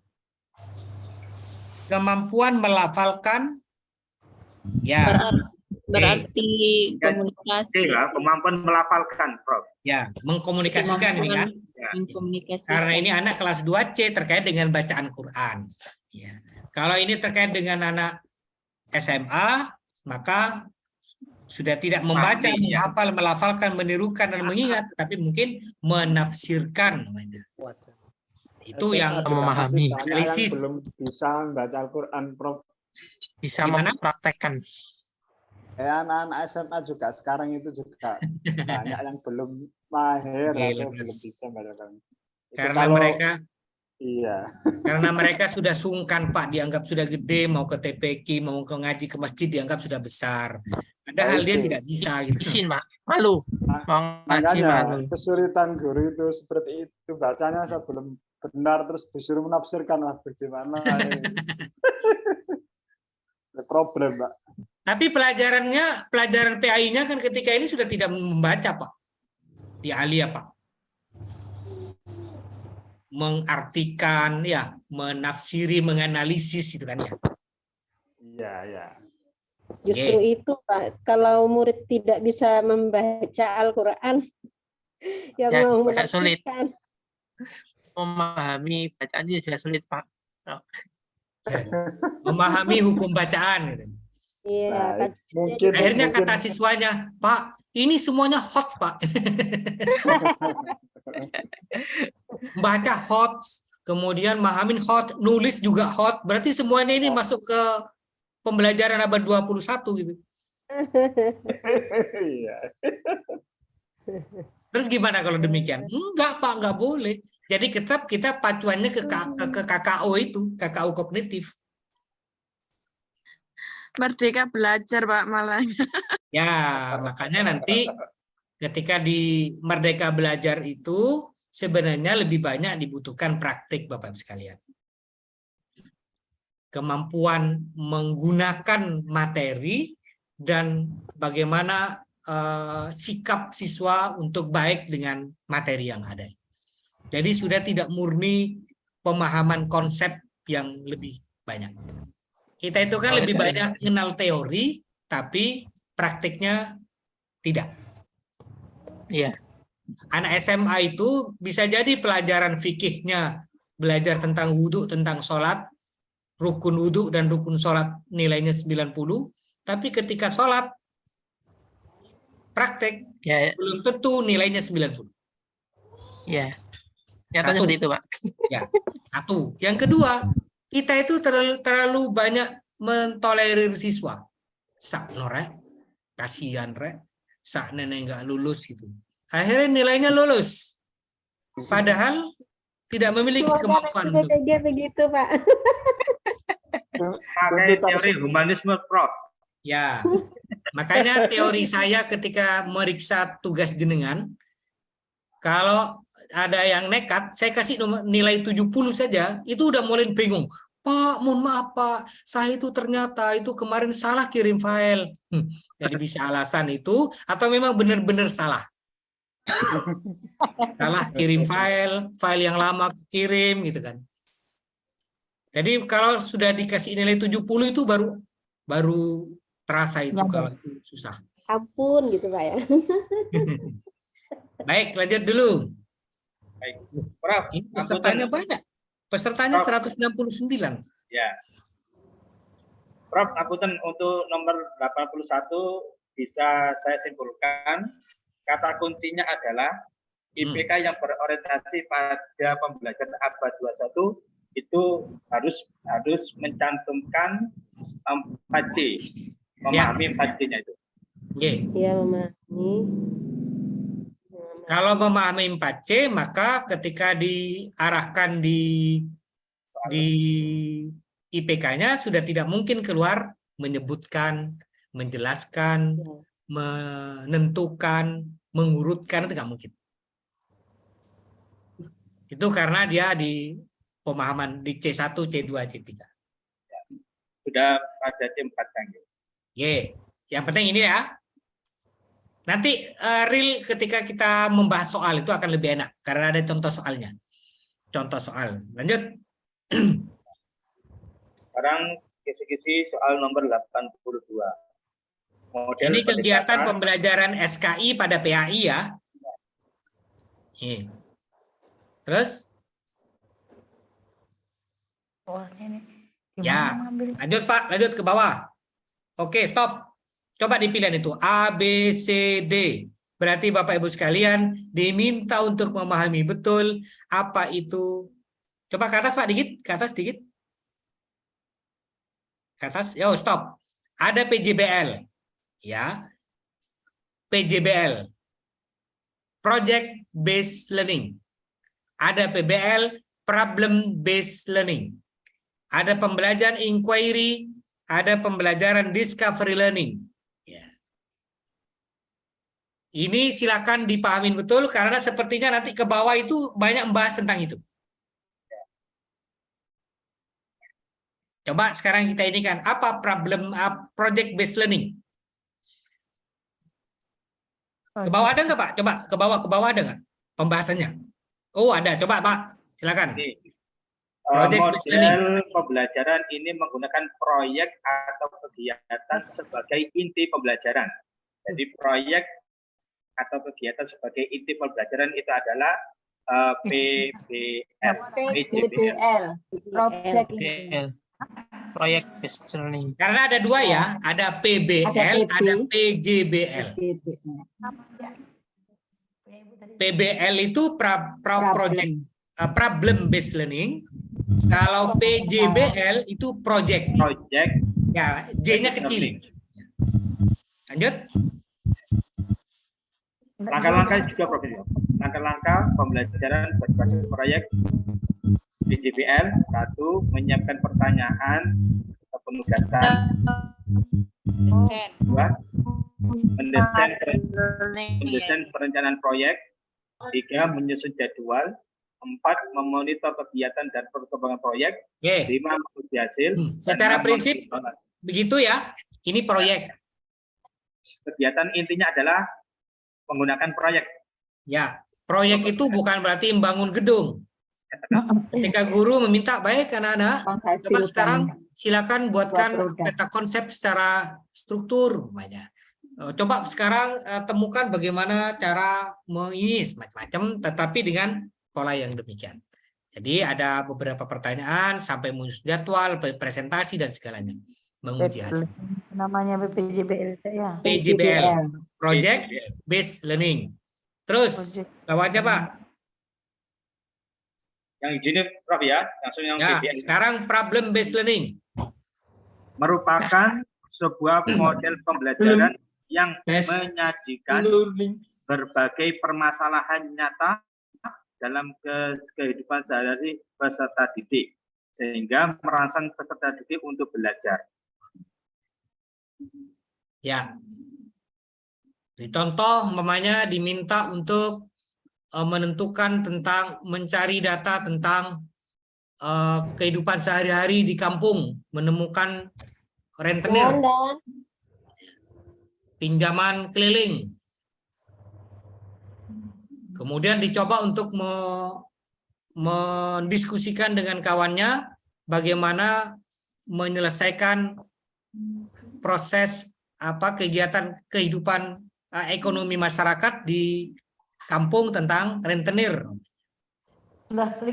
Jadi diberikan masalah. Kalau secara prinsip ini pembelajaran yang awalnya diberikan masalah yang berhubungan dengan kehidupan sehari-hari.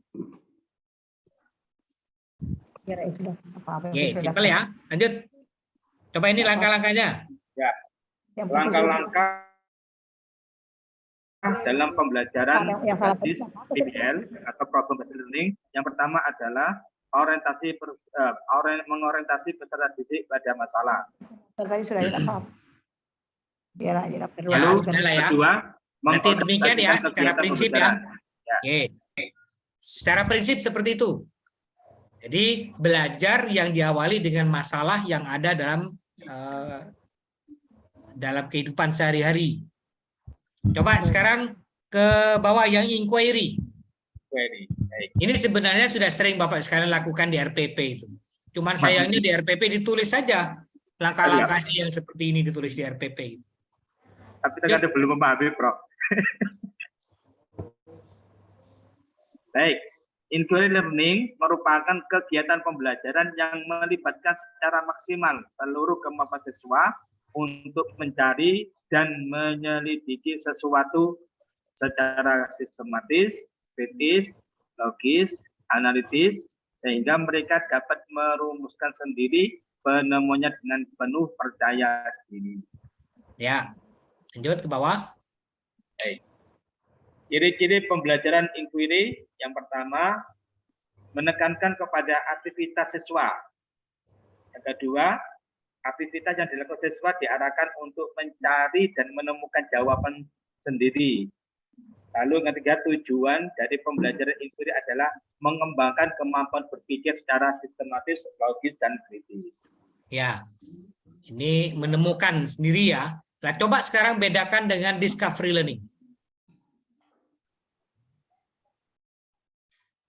Ya, pembelajaran discovery learning merupakan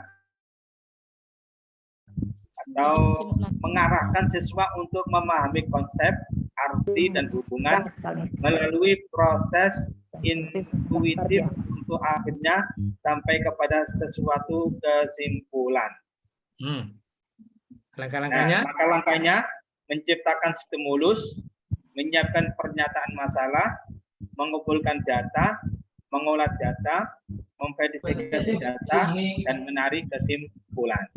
Ya, jadi beda yang secara prinsip dengan inquiry itu, kalau inquiry nanti Bapak sekalian menemukan, tetapi tidak sampai di beberapa langkah-langkah yang demikian. Langkah-langkah discovery learning itu hampir sama dengan langkah-langkah pada project based learning, tetapi beda. Kalau project based learning itu pekerjaan kelompok, satu tim. Ya. Kalau yang discovery learning, polanya ya sama-sama menemukan, tetapi dari rumusan masalah yang ada. Ya hampir sama lah dengan ini ada rumusan masalah, mengembangkan hipotesis, menguji jawaban, itu yang di discovery learning. Biasanya ini kalau di pelajaran-pelajaran IPA lebih banyak, Pak. Pelajaran IPA, pelajaran fisika, kimia itu akan lebih banyak di discovery learning. Kalau di pelajaran-pelajaran PAI mungkin akan lebih banyak di inquiry itu. Menemukan problem based learning pun juga bisa muncul. Tetapi secara prinsip 4G ada nah, itu kalau paham betul, kalau tidak paham nanti soalnya karena ada 1, 2, 3, 4 runtun, Pak sekalian. Dan soalnya tipenya hampir sama modelnya gitu. Jadi dipahami betul bagaimana yang membedakan secara prinsip tentang discovery learning, inquiry, kemudian problem based learning dan project based learning. Kenapa ini yang ditampilkan Bapak sekalian? Karena ini adalah strategi-strategi yang cocok di abad 21. Bahkan di kurikulum Merdeka itu lebih banyak menekankan 2 ya, problem based learning dan project based learning. PBL dan PJBL. Lanjut. Coba lihat indikatornya, Pak. Terus ke bawah aja, Pak. Ke bawah mau G, terus ke bawah. Nah, ini. Nah. Informasi tentang kegiatan pembelajaran PAI. Mahasiswa dapat menentukan model, pendekatan, strategi pembelajaran untuk mengembangkan kemampuan berpikir kreatif. Berpikir kreatif. Ya, sudah. Ini lagi ada contextual teaching, contextual learning, ada contextual teaching and learning. Ya. Tetapi secara prinsip ini kita kalau kenal materi-materi yang atas tentang pemikiran kreatif itu sudah aman. Oke. Sudah aman. Jadi tidak perlu panjang, yang penting tahulah apa itu problem based learning, project based learning. Kalau ini kan pendekatan ya, ada contextual teaching, ada contextual teaching and learning, CTL.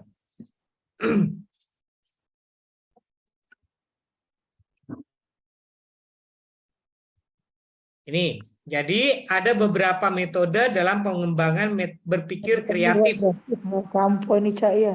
Ada contextual teaching and learning, ya, kalau di ini kan. Tapi secara prinsip ini pembelajaran yang mengembangkan kemampuan berpikir kreatif. Kalau berpikir kreatif sudah pasti materi-materi ini adalah bagaimana mengembangkan kemampuan menganalisis. Ya. Kemampuan menganalisis. Jadi bukan kemampuan memahami. Sudah pasti.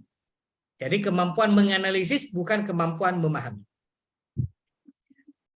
Terus kita sampai 84, coba lihat 84. Ya, informasi tentang kegiatan pembelajaran sama. Jadi akan diceritakan deskripsi pembelajaran. Menemukan model strategi pembelajaran untuk pengembangan kemampuan berpikir inovatif. Ya. Oh, inovatif. Yang di atas berpikir kreatif, yang bawah berpikir inovatif. Kira-kira menurut Bapak Ibu sekalian, soal-soal yang demikian itu, ini adalah soal pemahaman atau soal analisis? Analisis. Kalau soal-soal analisis, Bapak Ibu sekalian diminta untuk berlatih membaca soal. Waduh. Karena kita kadang-kadang malas baca soal, baca stimulus soal, tapi langsung ke soal. Langsung ke soal biasanya. Ya, jangan langsung ke acuan soal, tapi baca stimulusnya. Karena stimulus itu yang kadang-kadang yang menjadi pancingan kita menjawab. Oh, enggak. Pancingan. Ya, Ada jadi ada di stimulusnya.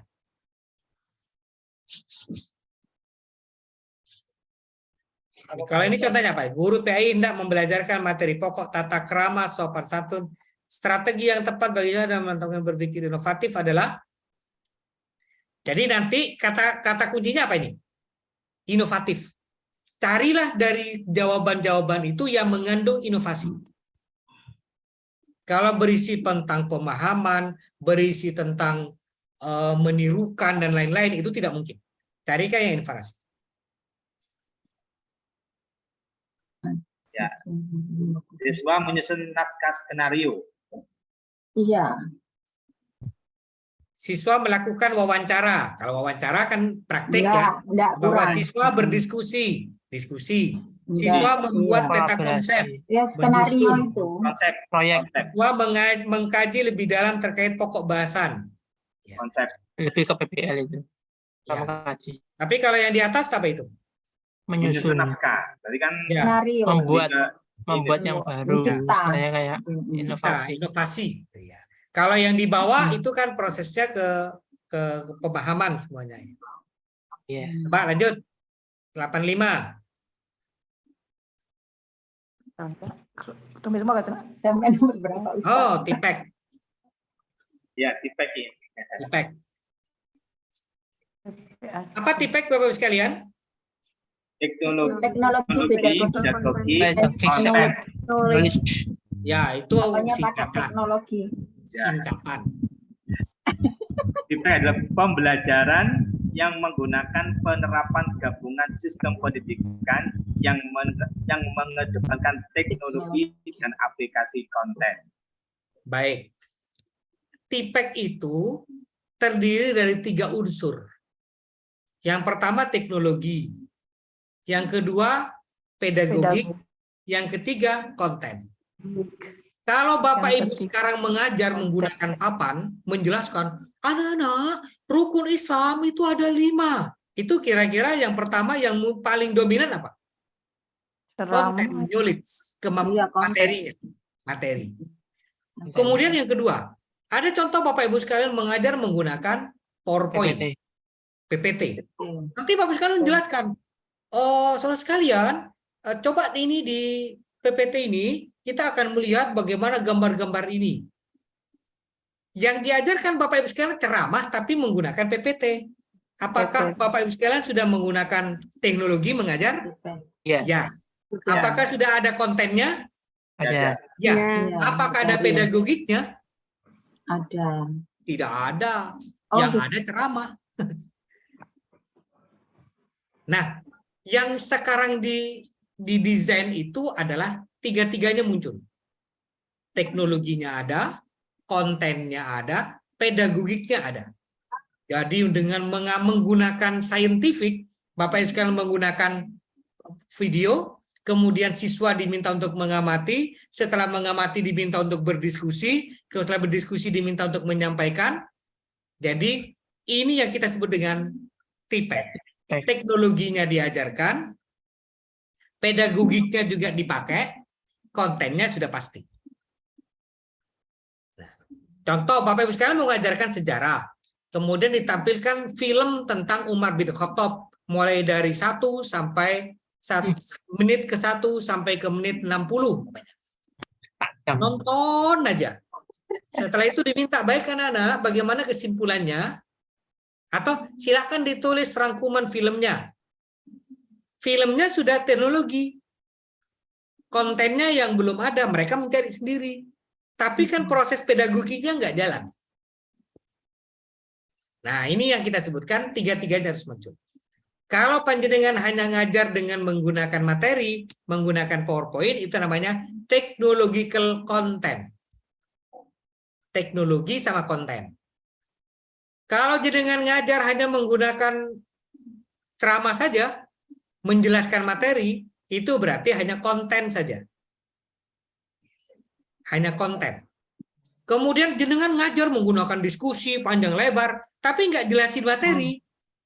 Saking asiknya berdiskusi panjang lebar, siswanya tidak menjelaskan, siswanya tidak menyimpulkan, jenengan juga lupa menyimpulkan karena waktunya udah habis. Maka dalam proses itu, tidak ada proses konten dan teknologi, yang ada hanya pedagogi. Jadi 3-tiganya harus jalan. Makanya ini disebut dengan technological, pedagogical, content knowledge. Teknologinya jalan, pedagogiknya, proses pembelajarannya jalan, dan materinya ada. Ini ya, yang 7 dominan pengetahuan materi konten. Jadi kalau konten saja itu konten. Kalau teknologi saja teknologi. Kalau pedagogik saja pedagogik. Ada yang cuma jalan 2, teknologi sama pedagogik. Berarti disebut apa? Technological, pedagogical aja. Ada teknologi sama konten. Technological and content. Padahal yang kita butuhkan technological, pedagogical, content. Ya, makanya jenengan ketika mengajar seperti ini, ketika proses PPG kemarin itu ditekankan TIPEK. Kenapa Bapak Ibu sekalian sampai membuat video pembelajaran sebagai sumber belajar, video praktik mengajar itu biar tahu di mana letak menggunakan TIPEK-nya. Loh Pak, sekarang saya tidak punya LCD, yaitu pokoknya sekarang sudah nggak ada alasan tidak ada LCD, harus ada LCD. Jadi kalau panjenengan praktek mengajar kemarin tidak ada LCD, segera cari pinjaman untuk bisa pinjaman sekolah maksudnya, biar prakteknya nilainya bagus. Pakai OHP. Mohon maaf, kalau misalnya prakteknya langsung pakai televisi digital gitu bisa enggak? Oh, bisa aja Bu. Itu kan sudah jadi tidak harus menggunakan LCD kan. Itu kan sudah ganti dari LCD. Yang penting bisa dipancarkan aja Bu. Ya TV-nya 52 in namanya. Kelas. Lebar Pak tadi. Ya, kalau pakai Videotron punya di kelas, setiap kelas ada Videotronnya Mas, tambah keren. Gitu ya. Ini yang jadi kasus pembelajaran, pelaksanaan pembelajaran disebut telah berorientasi pada pendekatan TIPEK. Ini contoh-contoh kalau saya berikan. Seorang guru PAI akan mengajar tentang zakat. Dalam proses pembelajarannya, kemudian guru meminta peserta didik untuk menyiapkan, untuk menjawab beberapa soal-soal tentang zakat. Ketika guru mengajar, perhatikan, temukan di antara kegiatan guru berikut ini yang termasuk kegiatan TIPEK. Guru menjelaskan tentang zakat. Guru meminta siswa untuk menyiapkan kalkulator. Guru mendeskripsikan materi zakat menggunakan slide PowerPoint dan menggunakan kalkulator zakat berbasis IT. Aplikasi. Jadi yang jenengan pilih itu yang tiga kontennya muncul semua untuk menentukan TIPEK-nya. Jadi jangan cuma hanya sekedar tergiur dengan disebutkan pakai slide PowerPoint, tapi ternyata dalam proses pembelajaran tidak ada. Tidak ada pedagogiknya, Mas. Jadi itu yang tetap harus ada. Ini yang Prof. Ya. Ceramah sekarang di abad 21 itu bukan masa pedagogik ya. Gimana Pak? Ceramah. Soalnya kan gini. Ya, ceramah di pembelajaran K13 atau 21 itu sudah nggak masuk pada ranah pedagogik. Padahal kan biasanya setelah kita menjelaskan atau anak melakukan diskusi dan yang lain gitu, maksudnya guru kan pasti menyampaikan penguatan. Nah, pada saat penguatan itu kan bisa dikatakan itu merupakan ceramah. Ya, tetapi kan beda Pak. Kalau ceramah seperti kita kan baru masuk ngabsen, setelah itu langsung materi ceramah dari awal sampai akhir. Itu beda. Jadi kalau di langkah terakhir kemudian ada penguatan namanya. Penguatan materi. Ya. Kita selesai sampai di sini dulu ya. Iya, Pak. Sampai di 85? Ya, sampai 85.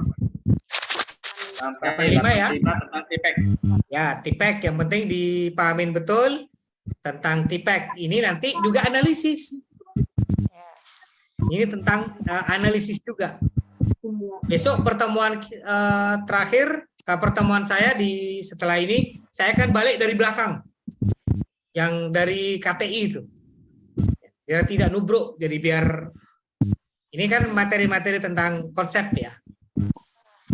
5 kalau soal jenengan kalau dari 70 dari 71 itu sampai 120 itu pedagogik. Ya. Jadi 1 sampai 20 itu samapta, kemudian 21 sampai 70 itu profesional. Ya, kemudian 71 sampai 120 itu materi-materi pedagogik. Makanya saya pengen di pedagogik saja, yang profesional silakan dibaca sendiri, itu udah dunia Bapak Ibu sekalian. Bahwa pelajaran N+1, maksudnya N+1 itu kognitif +1, pelajaran bukan pelajaran SD, SMP, SMA, PAI, tetapi adalah pelajaran lain yang lebih tinggi dari. Saya tidak terlalu khawatir, hanya saja mungkin yang khawatir di profesional ketika menjelaskan tentang perbedaan-perbedaan pendapat. Perbedaan-perbedaan pendapat. Tapi secara prinsip ini akan lebih fix kalau nanti sudah ada kita uji, sudah ada ujiannya, tryout, kemudian kita bahas ternyata kenapa bahas. Oke. Saya kira demikian Bapak sekalian, terima kasih. Sehat selalu, tetap semangat. Satu kata Bapak Ibu sekalian, tidak usah stres. Dinikmatin saja, anggap saja besok saya akan dapat sertifikat pendidik. Gitu.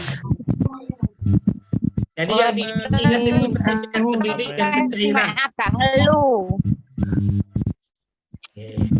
Jangan ingat prosesnya, kalau ingat prosesnya stres.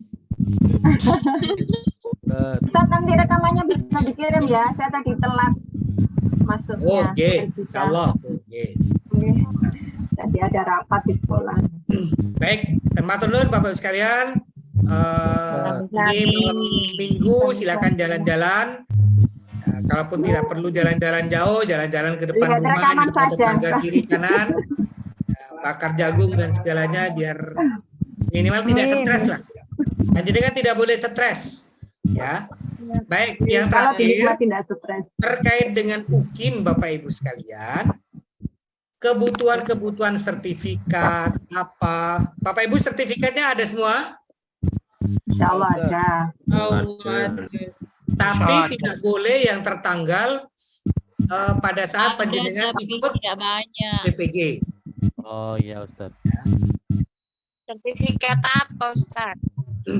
Kalau dibutuhkan sertifikat, nanti saya akan kirimkan link untuk sertifikat pelatihan. Tetapi nanti ada syaratnya, jadi jenengan, saya ada sertifikat internasional, keikutsertaan di internasional, pelatihan. Jadi panjenengan nanti kalau saya kirimkan link, itu seakan-akan mengikuti pelatihan yang saya laksanakan adalah belajar bahasa Arab cepat. Siap. Ya. Belajar bahasa Arab cepat. Nanti jenengan tinggal download. Ya, jenengan tinggal download aplikasinya. Setelah download aplikasinya, nanti tinggal mengisi datanya, maka nanti secara otomatis panjenengan akan dikirimin sertifikat. Ini sertifikat yang bisa dipakai dan itu tertanggalnya tahun 2021. Oh iya, siap. Oke, saya kirim di grup, monggo bisa di-share di yang lain. Dan itu adalah pelatihan. Jadi panjenengan dianggap ikut pelatihan belajar cepat bahasa Arab menggunakan 4 langkah Arabizi. Jadi nanti ada langkahnya yang saya kirim. Jenengan tinggal masuk ke Google, nanti ada Google Form, tinggal diisi data.